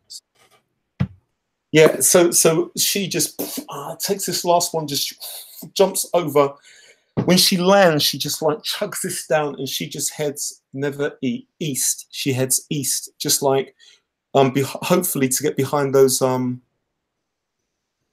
She wants to go all the way to the back of this thing, climb over the top, and then head round to the direction where we had planned before to meet. That's her plan anyway. Okay, so you're invisible again. I realized what I did. The veterans that I was going to attack with you are actually the ones that were shooting the crossbows. Bjorn, they lose line of sight with Bjorn, so they are basically going to run and try to investigate where you are. But they are probably going to have little luck doing that. There's the elemental in front of them as well. Actually, yeah. No, elemental is their threat. Start shooting crossbows at it. Here we go. Elemental's AC is 15, so we got hit. Is any like resistance? There's a dinosaur too. Yeah, the dinosaur's coming through the main gates. Thank you for reminding me. He resists. Yeah, luckily I have fantasy ground, so it's just going to auto resist everything that I need it to. Okay. And then another hit, and this would be a nightmare without this program. And then another hit. So they land 3 strikes, but because since it's resistant to the attacks, it barely does any damage, as they just literally are shooting crossbow bolts into a tornado moving towards them. They realize that that's not going to really work, and they drop their weapons and pull out their swords. Menace already went. Allosaurus is now up. What do you want that fucking thing to do? I want to have the Allosaurus go after the guy on the horse or whatever. The guy with the lance. Okay. He's a long ways away, but you can basically, how quick does this thing move? Moves at 60 feet, 120 feet. It can spend its turn running across the entire fort and making it there. So then that's exactly what I want to do. This huge or large Allosaurus storming through. If you thought that this chaos could not get any worse, throw a dinosaur into it. Because now people don't know what to do at all. People are just paralyzed in fear as there's so much chaos around them that Gar. I want to draw attention away from the main gate, basically. Okay. Gotcha. Gar, you're now up. Okay, so there's an air elemental, a tornado flying around this area. There's an Allosaurus that's rampaging through the area. There's us that are flickering in and out of invisibility. And about 30 men called to arms, and more of them about to even get worse. All right. Gar's going to pull a potion out of his bag and down it as his action. All right. I will warn you that once you down a potion over your con modifier, in my games, you have to make a con save or risk overexerting yourself. Okay. So up to you. Yeah, I'm still going to go ahead and drink that potion. All right. If you fail a DC 10 for now, if you keep going, it'll get worse. You're stunned for your turn. Okay. That's a 14. All right. You're good. What do you drink? Potion of speed. Oh, God. So I am moving 120 feet with Azaka straight to the east. Yep. So, yeah, I'm just going to say you get away. We have come prepared. Yeah. We knew that. That's okay. So yeah, if you're okay with it, I'm just gonna drop you out of initiative because you get away. Unless you. All right. Yeah, I'm flying east, and then eventually I'm gonna start heading north back toward the Great Bear. Yep, gotcha. Gerda is now up, and I literally don't even fucking know what her priority would be in this circumstance, but she probably would know. So, this is just disgusting. Woodland creatures, she is going to, what level spell is that? That's a level 3 spell? 3. 3. She's dispelling that for sure. Oh. Yeah. Right. See you later, Allosaurus. Oh, damn. See you later, alligator. Yeah, I won't AoE this spell of invisible because I'm not sure if that's legit or not. So that would be her next thing that she'll do. And she's moving towards, remind me, Mir, you're the only one not invisible right now, right? Yeah, she isn't invisible. She's like going with this horde of people towards the main gate. So roll a stealth versus her perception, as she's Okay. just trying to find anyone to lock onto. You got to beat an 18. Okay. 23. She does not see you on her turn. She's yelling for like, "There's an attack! Everyone, get on guard! Find them!" And frustrated that this much chaos, Azaka out of combat. Bronson throws down his lance and yells out, "Somebody get my sword!" And guards frantically try to find his actual gear, which is stationed away in the stables. And he looks around. He has no reason to suspect you, so he's looking for invisible people, which he does not find. The veterans don't know about you, Mir, so they have no reason to look for you. And Mir, you're up. You guys are actually going to get out of this. This is fucking joke. I keep running. All right. How much do you round turn? 25. All right. I'm going to say that you just move in action. you can. So the people are going towards the main gate, which is much farther away. But I think it makes sense that you would have bursted your dino through the south gate, which is much closer to you, if you want to just run out of that gate. But then you kind of break out from the crowd. So it's up to you. Follow the crowd or take the shorter distance. Does it seem like I get some sort of advantage running with the crowd, or would it? If you break away, maybe the other guards would become suspicious, but there's a lot going on. Right now, if you stick with the crowd, you're only going stealth versus Gerda, unless you can somehow even greater your chances. She's just trying to find anyone to like lock onto now. So Gerda is with the crowd. And you know what? At this point, I think Mir would use the invisibility potion and go out the south gate. All right, so you chug that and you're invisible. Start heading out. Yep. All right, top of the initiative, air elemental. I'm just gonna quickly make 2 slam attacks for you if you're okay with that. On to you, Bjorn. I just want to check if it can whirlwind. Okay, go ahead. That's a 2, so I guess not. Nope. So 2 slamming strikes. Yep. I rolled them for you. They both hit and bloodied one of the men. You're now up. Okay, I'll use my full turn to check as many rooms as I can.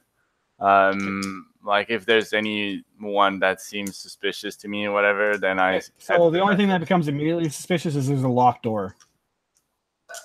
Okay. On the second level. All right. Can I try and break in that one? Strength check. Yeah. I will rage again to get advantage on that. Mm-hmm. So that's athletic. Yep. 20. 20. You splinter in the door and yeah, I'll give it to you. You burst it open. That's your action though. It's the same room that Mir was in. Oh shit. You see an empty lockbox and a really tidy room. Okay, well if that's my turn, I'm done. Yep. Lyra, going to make her do something right now. She, in the fray of battle, thinks, wait a second, and uses her full movement to head back inside. That's it for her. Veterans fighting the Earth Elemental Menace. What are you doing in this shitstorm? Yeah, absolutely. She's going to try and scale after making her way around to the back, which is to the east. Yep. And I'm going to try and scale that wall, get over the other side, and then start heading up north towards the exit point. All right, make me athletics. She gets a 2. Sorry, athletics. The 7, 8, 9. She gets 9. Yeah, 9 is not enough to scale, but you see in the distance, you can spend your turn, start heading towards some staircases that lead up to the battlements. You don't get up them, you're at the bottom of the stairs. Right. All right. Gerta is dispelled the dino. She's going to make a perception check and see that there's nothing to see. So she too is going to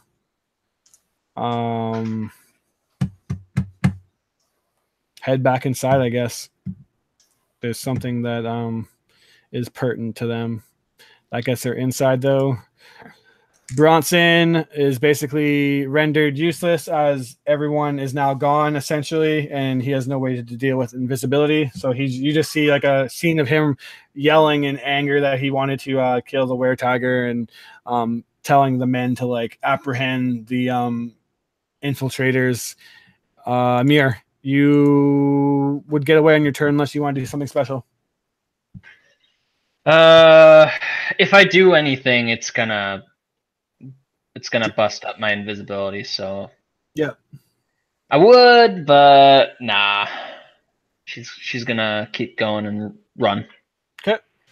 You free yourself from initiative.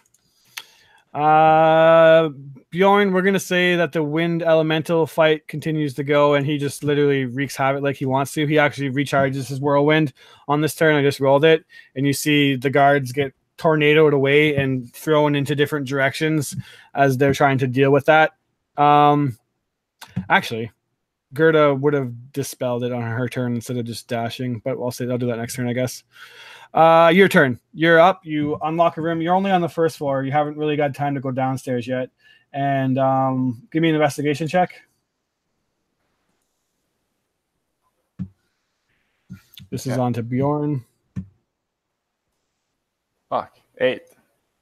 8. Yeah, you feel like there's nothing else to see on top of the second floor. Okay. There was another side of the building on the second floor. Yeah. That was the first guest room that you checked. I just assumed that you would have checked that area first. Okay. So that was the guest room. So I pretty much checked what was suspicious on the second floor. Am I right to say that? Second floor. Suspicious. Yeah, so. And then you would also hear footsteps from below on the first floor. So you have a feeling that someone's coming to maybe check their quarters. All right. On that note, I'll fly out. There's a window, right? Yep. So I'll use my dash action to fly out the window and leave. Cool. All right, you do so. And then with that, surprisingly enough, there is no way in my mind that they can feasibly track you guys down. So we pan over a couple hours. You all, I guess the issue would be like meeting up, but the only one that's not flying right now are Menez and Mir, right? Yeah, and remember how Mir said, hey, this is going to be the rally point if we're not flying? Yeah. She Menez would be there. and Mir, you guys meet up as the potion ends and you see each other kind of meeting up at the rally point. Sending Stone, you would get word to Gar that you guys made it out. So since Mir would turn into a plesiosaurus. Nice. Which one's that? It's those big long-necked swimming ones. Okay. Yeah. Okay. So yeah, we will say you guys make it back to the ship. And we're going to end really shortly here. But what do you guys do once you're at the ship? Are you going back to Nyanzaru? We should probably camp out somewhere else for a little bit. They might shut down the harbor. Yeah.